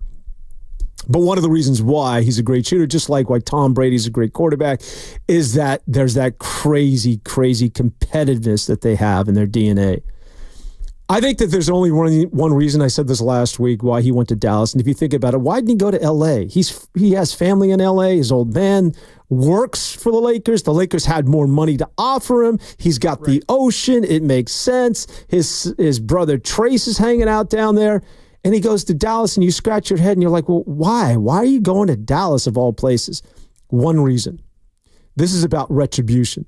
This is about payback. This is about going to the team and hitching my wagon to the team that's going to go the furthest in the postseason. And why? Well, yeah, I want to get back to the playoffs, and I want to win a title, but I also want the Golden State Warriors to look and see where it is that I am. I want to be able to look over my shoulder in the rearview mirror and say, this is what you missed out on. You don't think I have anything left in the tank? Screw you. He wants to be with the winner, obviously, because he wants to get back to making a deep run to the playoffs. But a lot of that decision, to me, was predicated in the way he feels as though he was treated in his final year plus here with the Warriors. A lot of it has to do with payback, and I think that's going to carry over into this game. That, yes, there's going to be a lot of pomp, and there's going to be a lot of circumstance, and he's going to take his bows, but once they tip that ball up, yes, you're right, he's going to look to score, and he's going to look to win, and I don't think it's going to be as friendly as a lot of people anticipate. In fact, I anticipate Klay Thompson and Draymond Green to get into something. What that is, I have no idea. When it comes to Draymond Green, right? I don't think he's going to I don't think he'll go, speaking of WWE, right? And go Rudy Gobert on Klay Thompson to get him in a chokehold, but I do see some friction. Well, you know what's going to happen is that Klay's going to flash I have 4 championship rings, and Draymond's like, yeah, so do I. Like, that doesn't weigh on me anymore. I'm sorry, man. But when the video package plays and the emotions kick in, I do think that Klay may come in with this mentality of, I want to win this trade. I want to win, leaving Golden State behind. I want to be the victor of this breakup, right? That's what it is. You've broken up, right? It's a couple that was together for 10 plus years. You had a great run, so many great memories, but this kind of got towards the end. Things fizzled out. You weren't the same people. You wanted to go in different directions. And Klay is like, I want to make sure I prove to that person I've won the breakup. And for Klay, that can kind of be the Achilles heel, but I'm hoping that once the video package plays, the emotions kick in, he realizes, okay, they still appreciate and they love me and they care about me here. It's not bitter. It's not this, let's be honest here, Dan. Klay's motivation is very one-sided. The Warriors don't feel that way. The Warriors are not reciprocating in that with Klay. They wish him well, good luck. We wish you all on your future endeavors, WWE style, when they fire their superstars, right? That's the same thing with the Golden State Warriors. Good luck in Dallas. We hope you do great. It's not against us, right? And for Klay, like you said, maybe it is this, I want to prove it to you. I want to stick it to you out there in the Bay Area that you shouldn't let me go. I'm not saying that Draymond Green doesn't like Klay Thompson. There's any bad blood. Right. Those guys are boys for life. They'll be connected, and I really do think that they genuinely, and the reason why it worked with the Warriors and why they had all those titles and they had the dynastic run is because they genuinely respected and liked one another. Maybe they didn't hang out, and I think Klay is sort of a lone agent. He sort of does his thing. It's not like they had dinner and went on vacations together, but I do think that there is a serious bond between the three. So I don't think that there's any friction in that regard, but I think that when it comes to the competitiveness that we're talking about that fills up not only Klay Thompson, but certainly Draymond Green, that I think it's gonna boil over. And while afterwards, I can almost envision Draymond's gonna get on his podcast. He's gonna have a lot to say. Like, he's my boy. I love him. They'll dap it up, maybe when no one's looking. But I do think at some point during the game, it's gonna go beyond sort of the friendly little nudge that there could be some chirping when someone's at a free throw line. where Klay Thompson's like, you ain't so bad, and I didn't really like it when I was here playing with you at times, and I don't got to deal with you anymore. And then Draymond's will go right back at him, and it's going to be I do think that there's going to be a level of seriousness where everybody's going to be like, oh, whoa, didn't see that coming. That's what I'm predicting, and maybe I am. It wouldn't be the first time I've had it. I'm someone saying a wild take, because I do think it's going to get to a competitiveness between the two, where it might border or be on the precipice of this getting out of hand. And I just think that that's sort of the nature of the two players, and I think that's sort of the mindset of Klay Thompson going into this contest, is that he's just not he's not happy the way he was treated. He has a lot of pride, and I think the last thing he wants to see, although he'll never admit this, is the last thing he wants to see is the Warriors doing well without him. All right, that's just part of being a competitor, and also just take it a step further. Last thing he wants to see is a guy like Buddy Hield. Not only are you doing well without me, but you're doing it with a guy who is shooting threes at a clip like that of Buddy Hield. I don't like the smell of any of this. So something could go off that I don't think any of us are sort of anticipating or expecting coming up on Tuesday. But it'll be a lot of fun. I mean, with Klay coming back, I do think that there is going to be some, not between Steph, but think about this. Sterling, Dante DiVincenzo, former Golden State Warrior, really made a name for himself when he went to the New York Knicks. He gets traded to Minnesota. Now, he's playing, you talk about with his boys. You're talking about, Villanova. The Villanova Five, right? You're talking about his guys, Jalen Brunson and Josh Harden, all these guys that played in Villanova. They're friends going back to Villanova. He goes back to the Garden after getting traded from Minnesota, which he clearly was upset with. He goes back to the Garden in a preseason game, and he's with Minnesota. He's at the free throw line, and he's going after Brunson, his former boy. And he's like, you happy now? Something to that effect. I'm paraphrasing. And Brunson's like, man, come on, are you serious? And he got into it. He had to be separated after the game from an assistant coach of the New York Knicks. They were going to throw blows. And that's right. Dante DiVincenzo as a competitor. So I'm just saying, and Dante, and afterwards he and Brunson and Josh Hart, they're still good together. But when there's that feeling of disrespect, and you're talking about professional players with pride, things go off. And again, I refer to Dante DiVincenzo on a much, much smaller level in a preseason game, pointing fingers at Jalen Brunson and Josh Hart, and then after the game having to be separated where players got in between him and New York Knicks assistant coaches who are saying, man, stop talking and get the hell out of here. I think that maybe there has been a stage set potentially of what it is that we can see with Klay Thompson, and things may be going off the rails on Tuesday. Well, so let's take that, right? Let's take the Dante DiVincenzo example and apply it to Klay Thompson for a second, and let's get specific.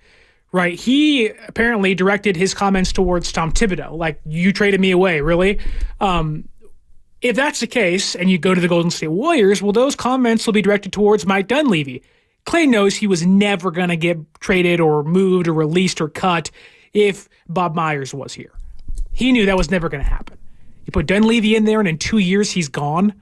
That, I think, is where the comments could get directed towards, and then you have players like Draymond or Curry or company that are defending their GM. I think that's where friction might come into play. But, I would not be shocked if Klay hits a three next to the Golden State Warriors bench and turns around and makes a few comments like, yeah, you wish you had this still. And they're like, no, we have Buddy Hield on the other side wide open because you're not playing defense. He's going to hit his three as well. So should be a fun matchup on Tuesday for the Golden State Warriors. And I'll tell you what, I know I'll be 400 miles away, but I'll have the game on here being like, let's see what Klay can do with the Mavericks. Do you get Warrior games out there? Do you get NBA out there? I mean, you're on the moon out there, so I'm a little concerned. I mean, sometimes it's a little spotty. All the NFL games are being illegally streamed, but so we're going to do the same thing with the NBA.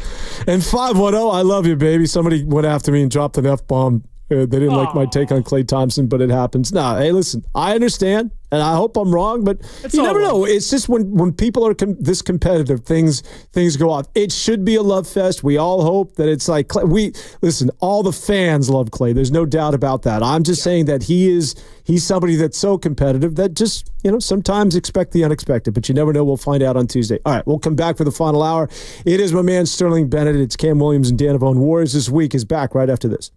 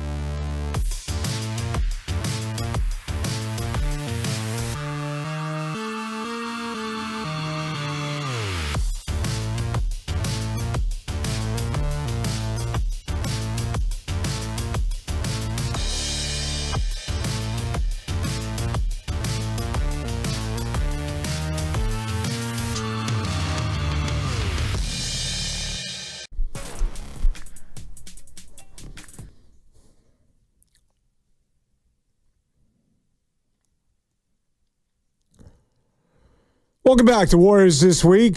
It's Cam Williams, it's Sterling Bennett, it's Dan Devone. The final hour of the show. The Warriors still licking their wounds after losing for just the second time this year as they get blown out by the Cleveland Cavaliers in a game in which they were never in. The Cavaliers nailing 14 threes and amassing more than 80 points and a half as this thing was pretty much done midway through that second quarter as they ran away and, well, they hid for a little while, but as we had talked about, the Warriors able to walk them down with that bench and lose it by a respectable, and it's respectable comparatively speaking, they lose by 19, and when you were down by as many as 50, you'll take the 19-point loss as now they get ready for Oklahoma City.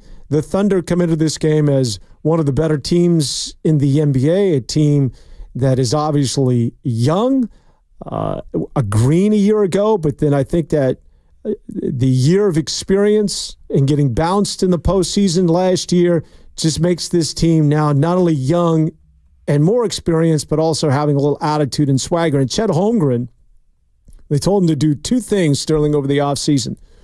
Go have, a couple of Happy Meals and shove down some burritos down your gullet at 3 a.m. and put some weight on. And also, we want you to address the defensive side of the ball and be more of defensive presence. And that's exactly what he's done. Chet Holmgren now is a guy that is looking to rim protect. He's a guy that is a much more of a defensive sort of presence now in basketball games than he was previously in his career, which spans over, 2 years now.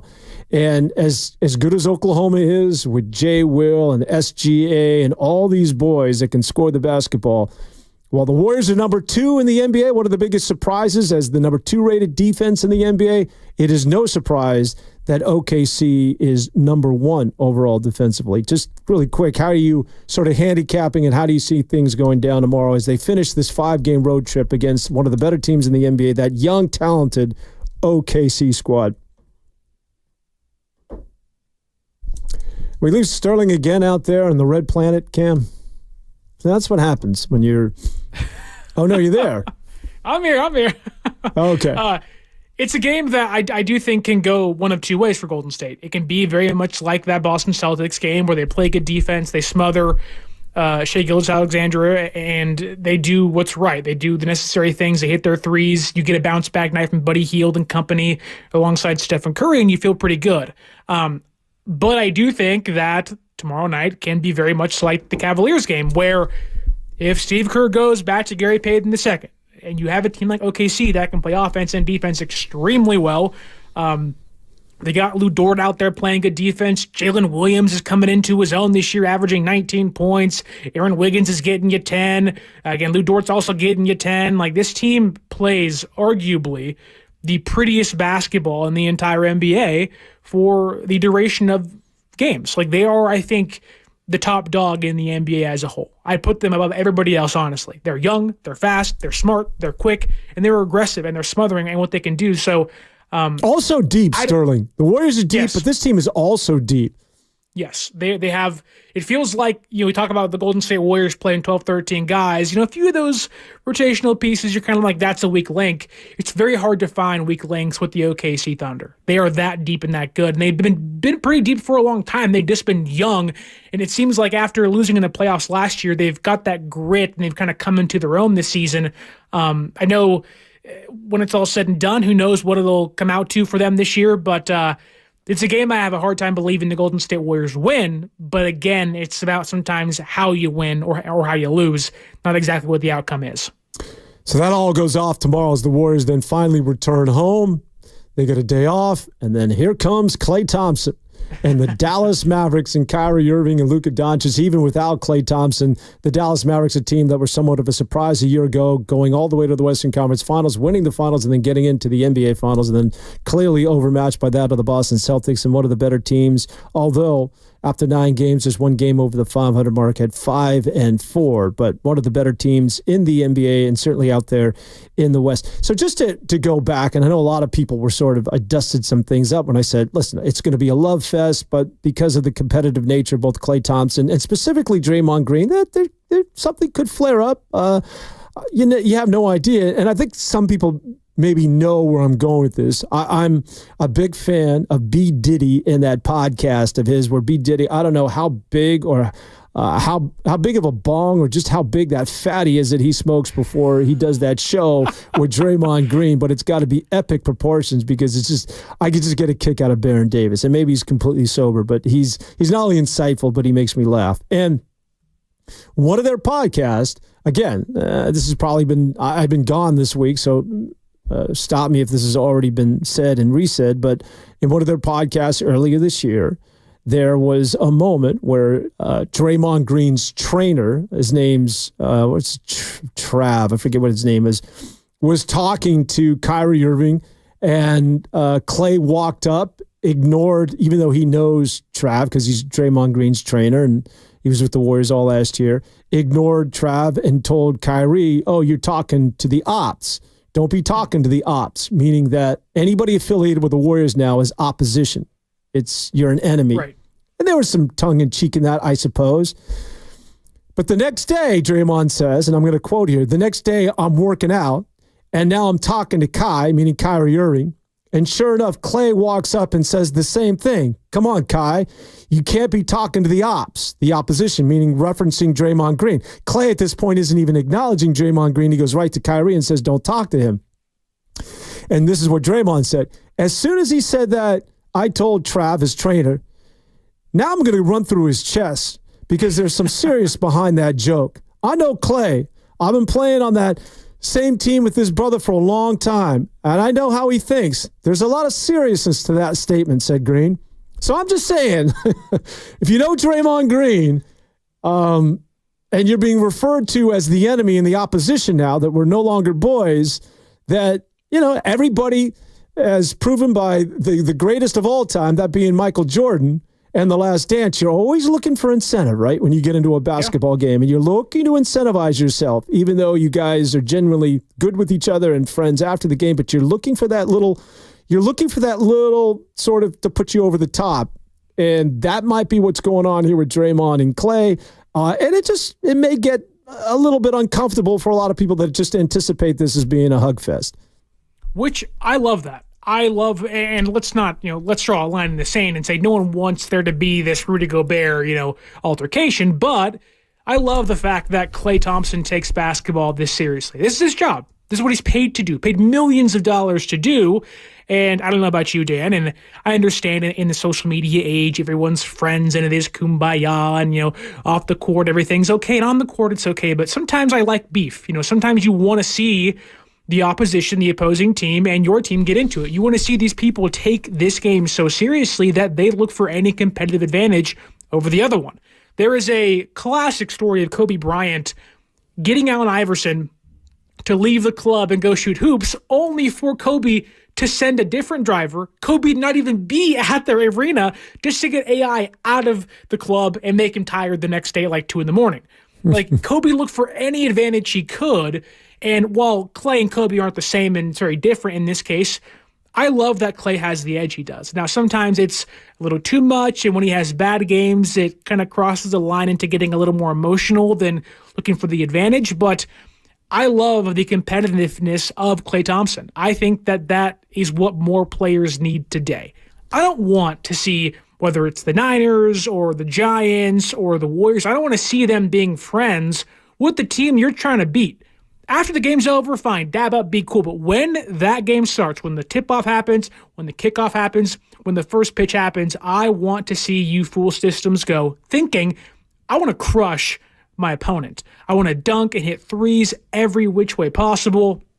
I want to make the opponent know and feel my presence on defense continually as well. So I get there's limitations to Klay's game, and obviously he's the ops now to the Golden State Warriors.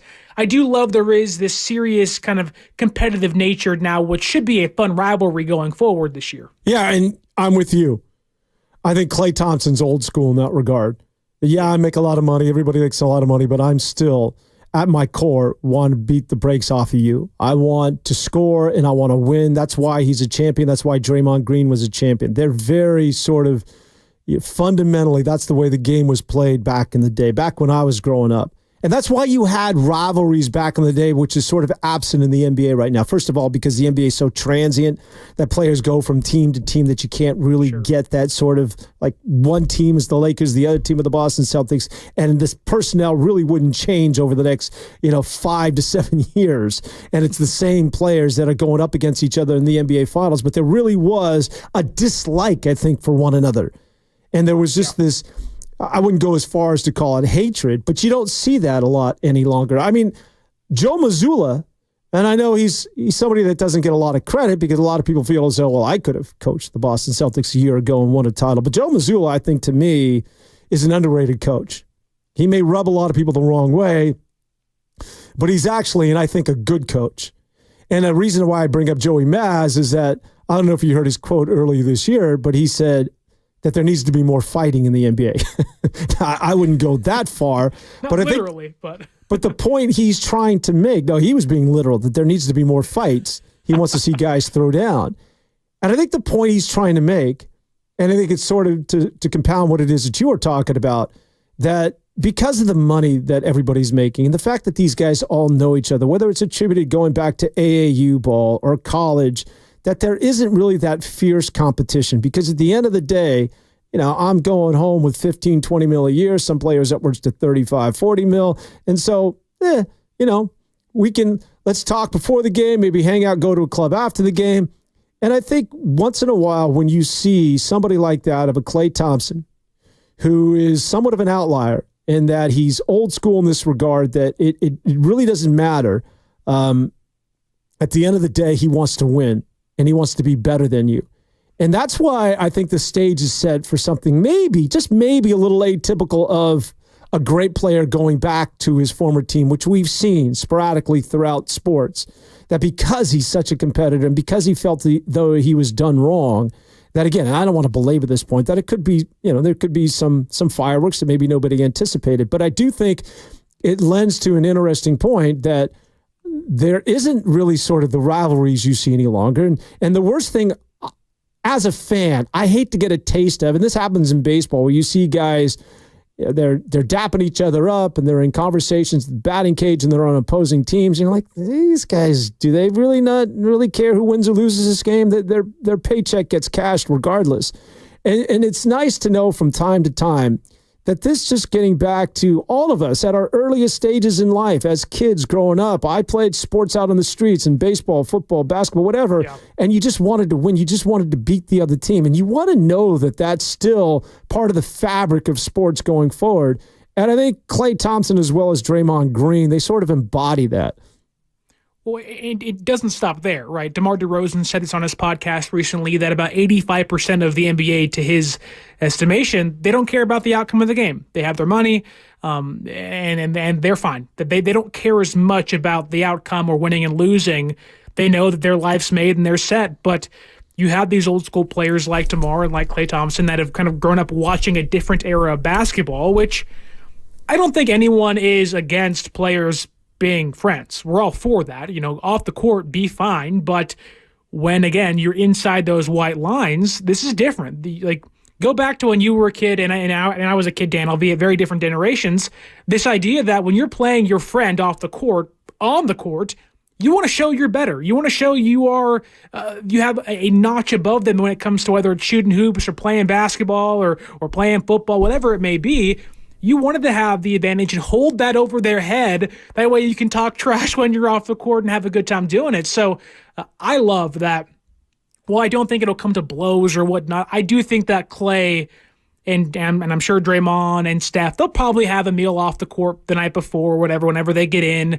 But I'm sure Klay and Draymond and Curry would all agree, as soon as that ball's tipped off, we're not friends. We are enemies. We are opponents, and that's how it's going to be. That's what both of those teams need their players to have, that mentality of, oh, look, we can be cool off the court, but as soon as we're inside and the ball's tipped off, we're not friends. We're not talking nice and kind, and we're going to talk trash.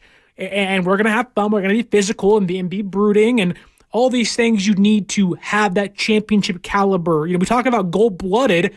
Klay has that gold blood. Steph and Draymond both have that gold blood. That's what makes and separates the good from the greats and the greats from the elites. And Klay has that in him alongside Draymond and Steph and Curry. Well, I have to fully confess that I have a lot of friends that I played, especially basketball with. When I was growing up, there were parks where you would go play hoops. And right. If I didn't play well or somebody got over on me in terms of I didn't win many games, I wasn't very friendly afterwards. It wasn't like, I'll get you next time. I wasn't talking to people I could clearly, I was that sort of guy. I wouldn't throw tantrums, but I was like, I don't want to talk to you for a week. Screw you. I mean, I took it to different levels. So I didn't have a lot of maturity back in the day. But yeah, point well taken. I think that you just don't see a lot of this sort of the heated rivalry.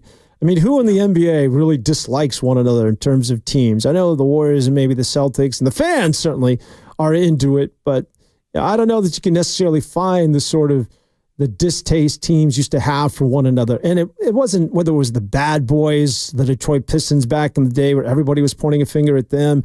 I mean, there were a lot of not only rivalries with teams, but with players that certainly player and player didn't like one another. It seems to be absent from the sport. And maybe that's what Joey Maz and Joe Mazzulla was referring to, that maybe bringing fighting back might be a little extreme, but to have that sort of competitive nature maybe needs to be infused back into the sport. Just to get back to the Warriors and the style of play. So, again, I think fundamentally, maybe you and I differ on this a little bit, that I get it, that the NBA, you need star power to win. Although Draymond Green will remind people that it's not necessarily about the stars and the starting five, especially he says this when you get to the postseason. It's 6 through 10. It's 6 through 10 when you get to the postseason in the NBA. That's who's going to determine who's going to win titles or who's going to advance, survive and advance, as they like to say. He almost says like the starting five sort of cancel themselves out because they all have stars. It's 6 through 10. And in the case of the Warriors, it's 6 through 13. And I think that to me is really the remedy, because they lack the star power. And the NBA has always been about who's on the floor, who are your best players, and are your best players better than our best players? And that's oftentimes just sort of the extent of the NBA, is that you need stars, and there's no way of disguising it. You can't hide it. But the Warriors, again, might be sort of this team that is starting sort of a different template in terms of how to win.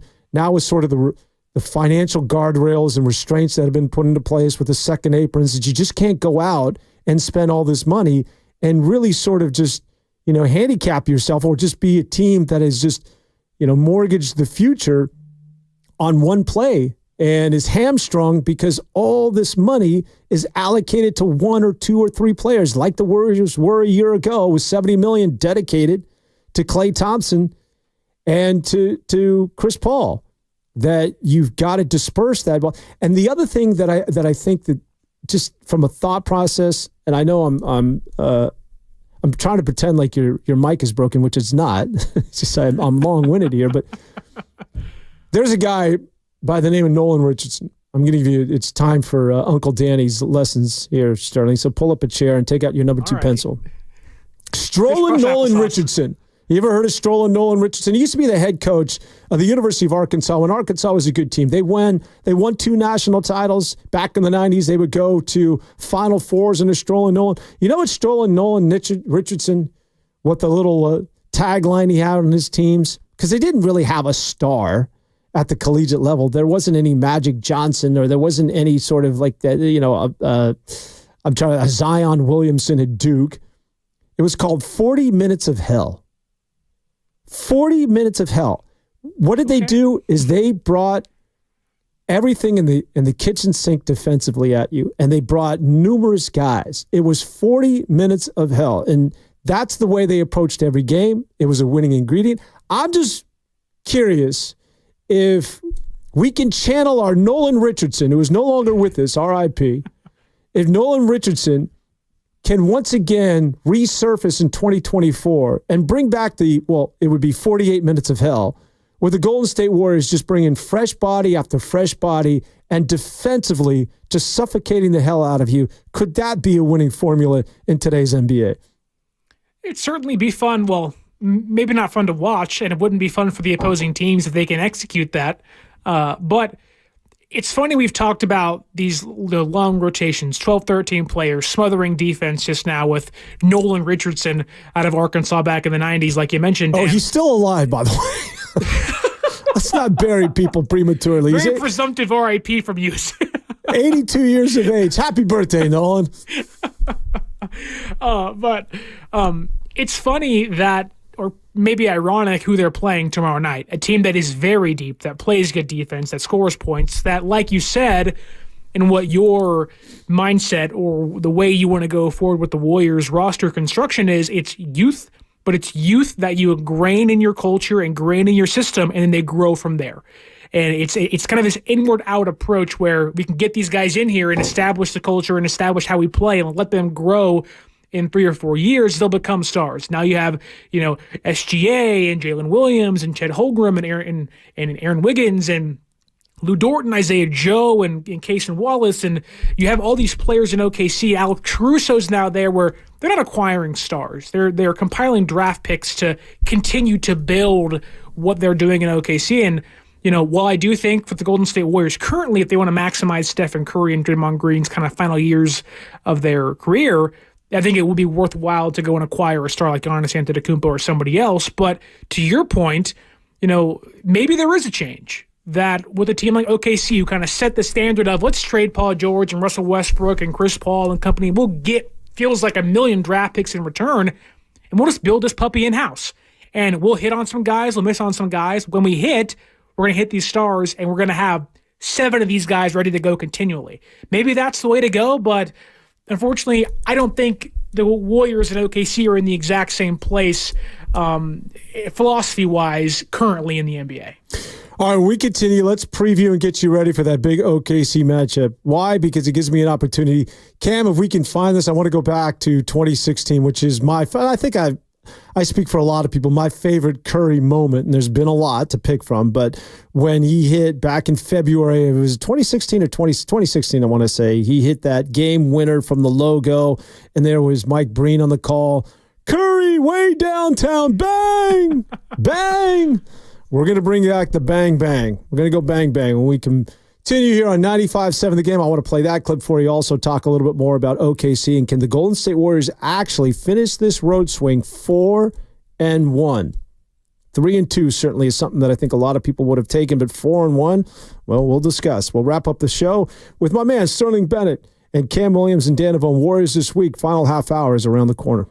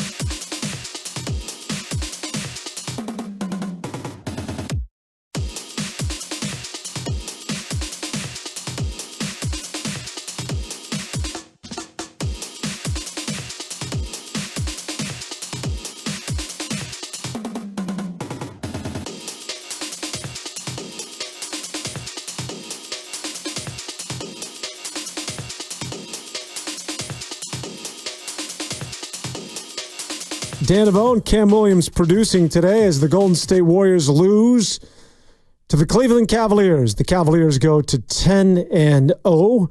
The last time a team got off to an undefeated start like this, you have to go back to the Golden State Warriors and that 24-0 start to a campaign in which Luke Walton coached the majority of those wins. That was when, if you recall, Steve Kerr was out with that bad back. But the Cavaliers have certainly made a name for themselves, and this isn't anything new. This is a team that was besieged with injuries of a year ago, but they went into the second round of the playoffs, and so they get the perfect coach in Kenny Atkinson. It's, as I talked about, tremendous balance with an inside-out game. The presence of the rim protectors and the athletes that they have in Allen, along with Mobley, and then the shooters with Darius Garland and this guy Dean Wade, and of course we know what Donovan Mitchell can do. So a perfect storm where the Cavaliers were well-rested, ready to go, and the Golden State Warriors on Game 4 of a 5-game road trip in which they wrap up tomorrow against Oklahoma City. So, Sterling, my man. Yes. Any excuse for me to play that bang, bang from 8 years ago, which we're going to get into in a matter of moments. But do you have a favorite Steph Curry? And by the way, for any of those in the final moments here, if you have a Steph Curry moment that you want to share with us, either call or text 888-957-9570.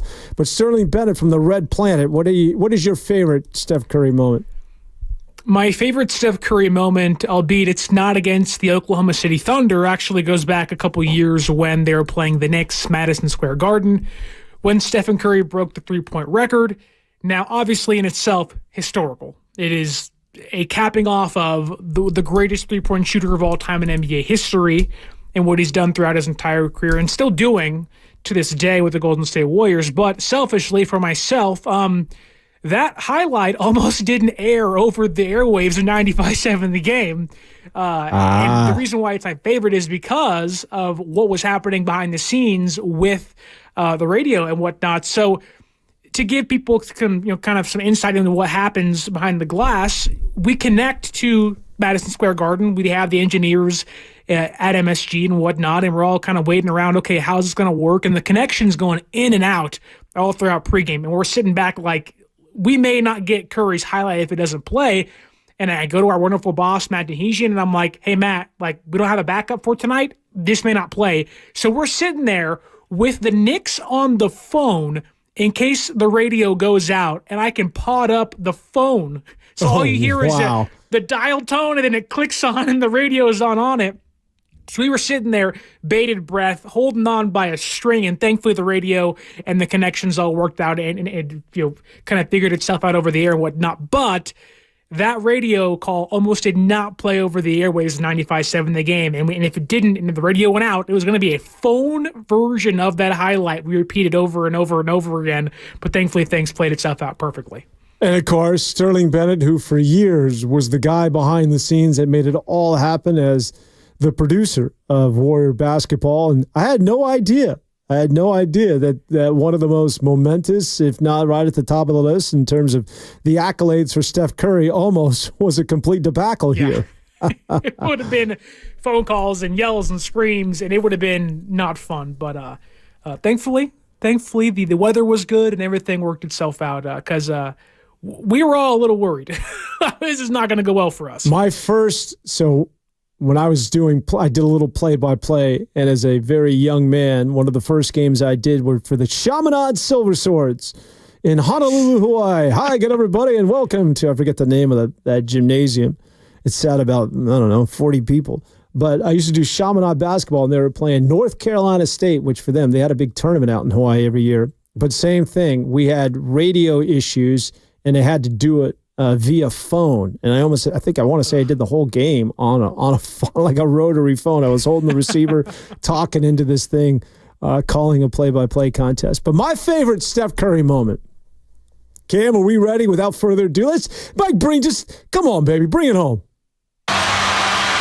They do have a timeout. Decide not to use it. Curry, way downtown. Bang! Bang! Oh, what a shot from Curry! With 0.6 of a second remaining. The brilliant shooting of Stephen Curry continues. And he ties the NBA record with his 12th three-pointer of the game. That was it. That, in a lot of ways, because it was significant, no one was shooting from the logo like that. No. Now you get guys who launch like that. You know, Dame Lillard, I didn't want to say was in the league at the time, but that he just, again, and we know this, we talk about it, how they changed the sport, but nobody shot from distance like that. And of course, I'm referring to, that wasn't even a playoff game. That was a regular season game in February, back in 2016, when the Warriors are still making a name for themselves. And he launched that thing on a nationally televised contest in the closing seconds. And I remember when he released it in a weird way, because we hadn't seen shots like that by an NBA basketball player, aside from that of somebody throwing, you know, a Hail Mary at the end of a shot clock or the end of a game. And that wasn't as though he had to throw it up. That was sort of like the design shot. He had some time to sort of get a little bit closer, but it was the comfort with which he shot it.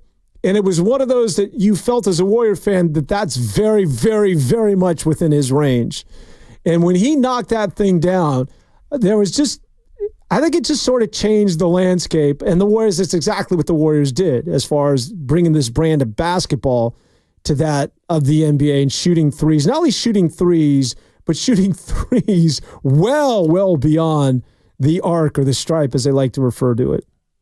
Well, Stephen Curry, despite being as old as he is nowadays and, you know, being very much a decade plus into his NBA career, he still is one of those players that as soon as he crosses half court, you just, you know, DEFCON 5, all alerts are up. Just be ready to go, because he will fire that sucker from anywhere. And I think he really is, you know, yes, he's the most lethal shooter in the NBA, the entire history of the NBA.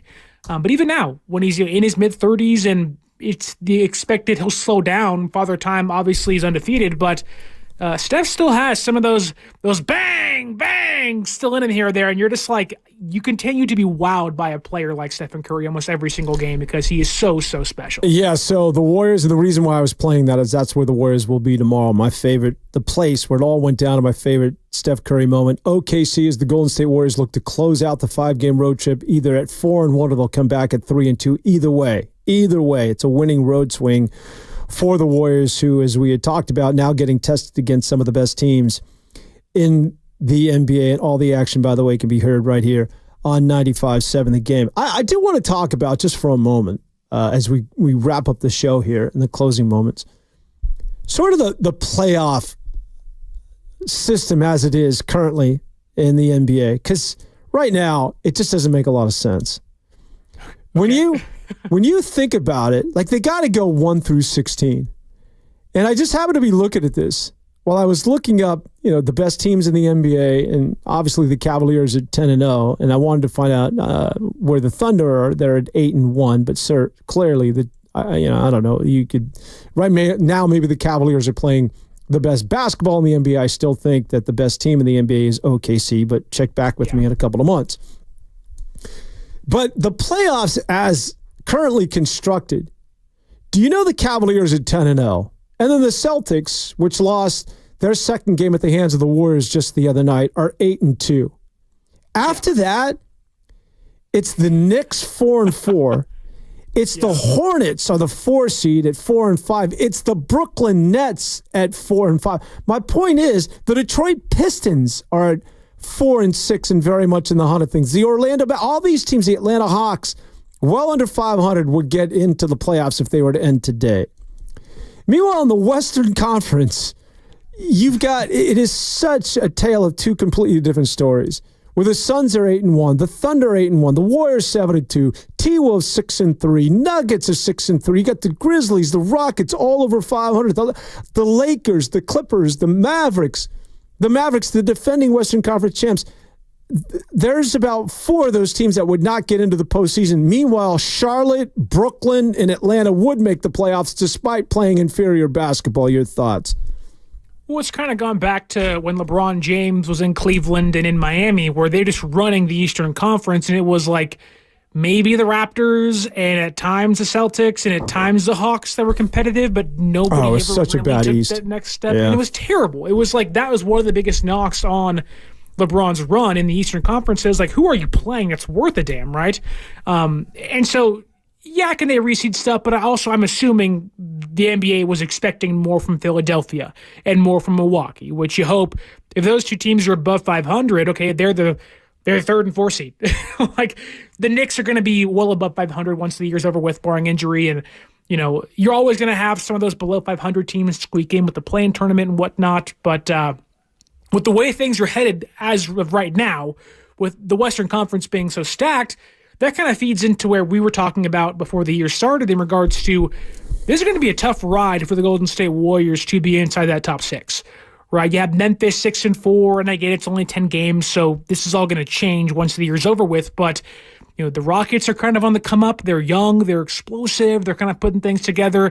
The Kings are always giving the Warriors a hard time. The Mavericks are only 5-4 and whatnot. They'll get hot eventually. So, for as impressive as the Warriors' start has been at 7-2, it's almost imperative they've begun the season like this to stay afloat and keep ahead of teams like the Nuggets and the T-Wolves and the Lakers and the Rockets. They need to continue this, and they needed this hot stretch more than anybody else, I think, in the Western Conference to make the playoffs this year. Kind of like that 18-2 start of a couple of years back where the Warriors really needed that buffer to get through. Honestly, you look at what they've done this year, and I was diving into some of the stats last night.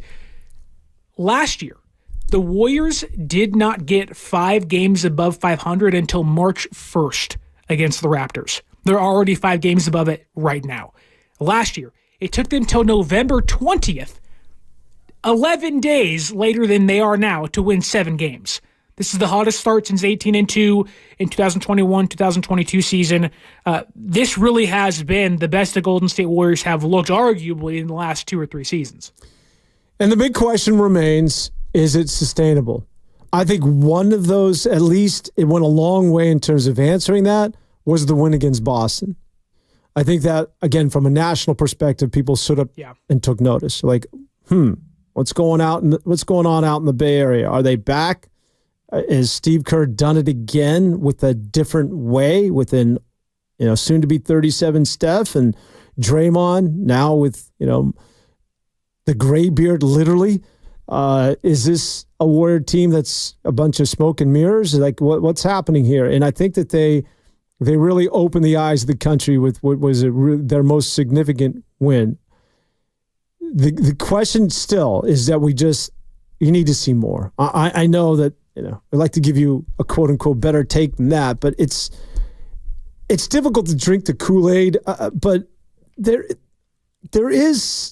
just seems viability here. If I was to say, because last year they got off to a 5-1 start, Sterling, remember? And even at the time, I just felt, you get the sense that it was a bit of a bubble. It was just, it's 5-1, but really? Is this legitimate? There seems to be a little bit more credibility with this. Now, again, I think the takeaway from the Cavalier game is that the Warriors just simply can't mail it in and win games like they did back in the day, where you're on a long road trip and you're on the back end and you're just going to be low energy. That's just life in the NBA. But the Warriors were so good that they could still win, or at least make a game competitive like that against a team similar to like that of the Cleveland Cavaliers, a very good team. The Warriors could win those games, or at least be in it in the closing moments, just simply because even not at their best and firing on all cylinders, they were still a very, very good team. I think the takeaway from me after last night is, can they afford not to have that sort of high energy, the complete buy-in, the blitzing like they had against the Boston Celtics, the ability to create turnovers, to suffocate, to get that offense going. In order to do that, there's got to be energy. There's got to be high level of intensity, and you have to bring that every game. Well, unfortunately, in the NBA, it's just not going to be there. And that could be a downfall of this team going forward, unless, of course, you want to buy into Nolan Richardson and his 40 minutes of hell and 48 minutes of hell as it relates to the Golden State Warriors. But that, to me, is the concern, because make no bones about it, that as much as we want to pay attention to shooters and we want to talk about Steph Curry playing alongside GP2 getting inserted into the starting lineup and how clunky and awkward that was, all of this starts on the defensive end for the Warriors this year. It always has, but this year put an asterisk next to it, even more so in 2024. It's all about defense. It's all about bodies. It's all about fresh guys. It's all about new waves. It's all about different fives coming in and setting the tone defensively, and then having enough Steph Curry, enough Buddy Hield, enough Jonathan Kaminga to get it done on the offensive end. But in order to play defense at that level, there's got to be high intensity. And as was proven last night, that's not always going to be the case in the NBA. And I think that kind of feeds into why we're seeing 12 to 13 man rotations, deep rotations. One, to keep guys fresh, to keep that high intensity throughout the game. That, okay, if Curry's tired or Kaminga's not cutting it, we have three other guys that can fill in and hopefully do a job and keep our older players fresh. But also, some guys are going to be checked out on certain nights. And if they're going to be checked out, you're not going to play much. Hence why you have 12, 13 guys to help you out and hopefully, keep the momentum rolling throughout. And I think we talked earlier about starting lineups and GP2 and this, that, and the other, and how getting a second shooter in the lineup to start games is important for this team's offensive output. Whereas, while I agree with that point, I think what they've been able to do, it really is relying on Buddy Hield and Andrew Wiggins to help, and even Jonathan Kaminga last night, although they lost, you can pick up stuff offensively on certain nights, but we need to make sure that from the get-go our defense is straightened up and buttoned up and zipped up, ready to go, because we know we don't really have the shooting to outscore or outgun, if you will, opposing offenses.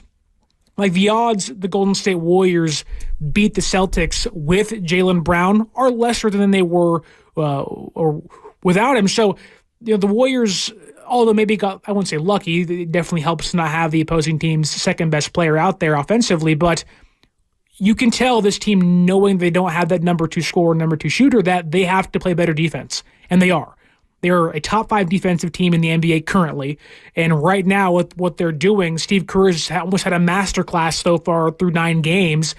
And last night probably being the worst coach game of the year for him. But it's one game of the 2 they've lost. You point back and you're like, man, what were they thinking? But overall, it's been relatively, an A+ thus far from the Golden State Warriors on both sides of the ball. Who do you think, and I know Jonathan Kaminga immediately surfaces, but because in order for this to work, even Draymond to a certain degree is he's going to get less minutes. Aside from Steph, and it's good to see Steph not playing and exceeding 30 minutes every game, because obviously when you think about this long term, you want Steph to have fresh legs should you make a run in the postseason. Right. But aside from Steph, could there be somebody, and Steph obviously isn't problematic, could it be, I should say aside from Jonathan Kaminga, could there be somebody that this could get problematic, that I need to get more run or be a bit disgruntled? Maybe the body language isn't there, because at the end of the day, these are NBA players and they want to get their run. Is there somebody that doesn't have, quote unquote, the buy-in? And maybe that could be, if it's 1 or 2 guys, that could create some disharmony in the locker room, if you will. Again, without picking Jonathan Kaminga, it's kind of hard because he's been one to do that, right? Been upset with his minutes in previous years, gone to Steve Kerr and gone to the brass and Golden State and been like, look, play me or trade me, right? And that's kind of been a large story, a large part of his story in Golden State, and that's kind of why they haven't re-signed him yet to a big contract, and you're figuring out his future. But nobody else really strikes me as a player that would make it an issue of not playing as much. Maybe you get into a conversation about Moses Moody. He just got paid, but he wasn't playing much last year. Yeah, I think Moses Moody is he's the poster child. He's like, if he hasn't complained up to this point, he's like, the hell with it. This is my role going forward. And he's the one guy who could probably tell everybody else, hey, listen, man, this is how we play basketball. Just ask me. Get in line, right?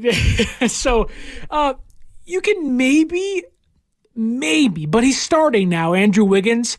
At times, he looks very checked out, and there's been this ebbs and flows to his career, and the last couple of years have been off-the-court issues that kind of plagued him. But when you talk about a player that the Warriors need to be checked in the majority of their games this year if they want to win playoff games, or if you get lucky, go to the NBA Finals, it's Wiggins. Because he is your best two-way player, arguably on the entire team.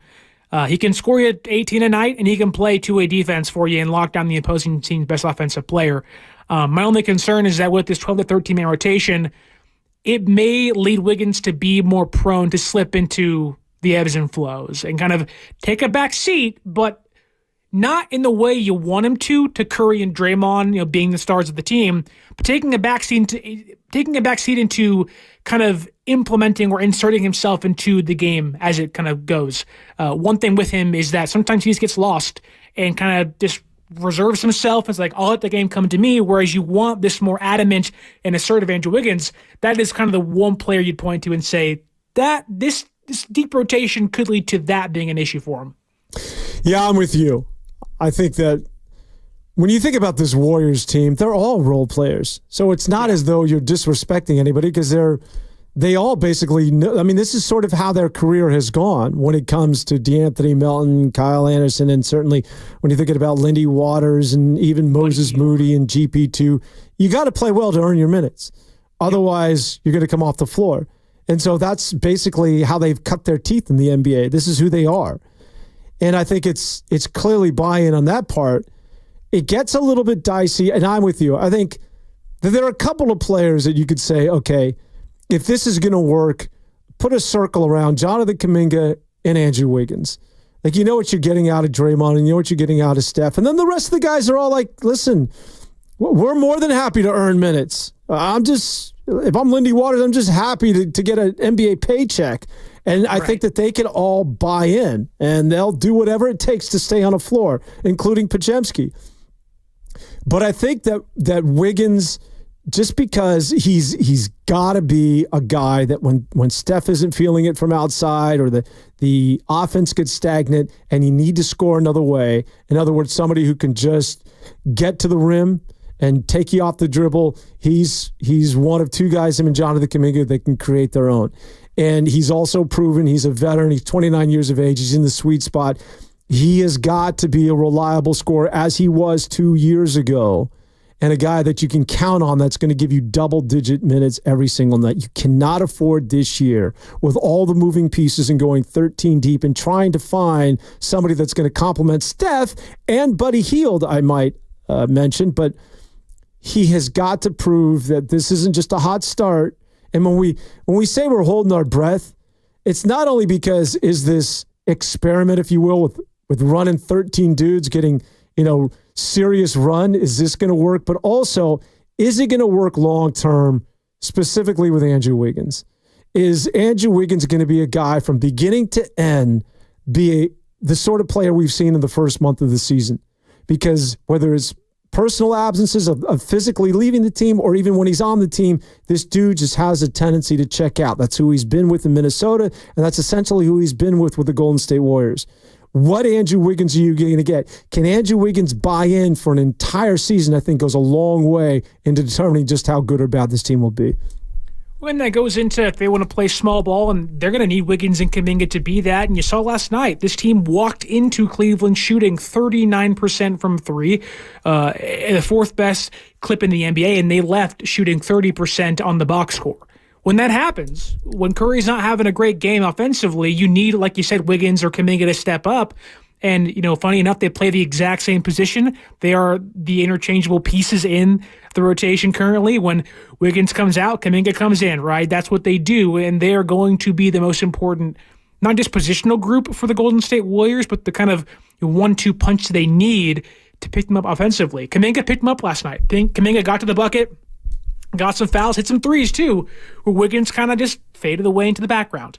When Curry struggles early, and if you're not going to start the second shooter like Melton or Podziemski, whoever it is, with Curry in that starting five, you got to have Wiggins assert himself into the offensive lineup and hopefully pick them up along the way. All right, let's plug a couple of shows. I got the 49ers pregame show tomorrow. Me and Lorenzo Neal. We'll see you at 8 in the morning, 8 to 10. Take you right up until kickoff, and then go ahead, talk to us what's happening after the game. Yeah, tomorrow after the Niners hopefully beat the Buccaneers, me and Kyle Madsen will have you covered from the end of the game all the way to 3 o'clock with overtime reacting, taking your calls, then leading into the Golden State Warriors game against the OKC Thunder with Cam Williams behind the board and Mark Grandy with pre- and post-game tomorrow night. There, you're all set. Starts at 8 in the morning with me and Lo. Stay with us throughout the entire afternoon, capping it off with the Warriors and OKC. For my man Sterling Bennett from the Red Planet and Cam Williams, this is Dan Devone until tomorrow saying enjoy the rest of the day, everyone. So long.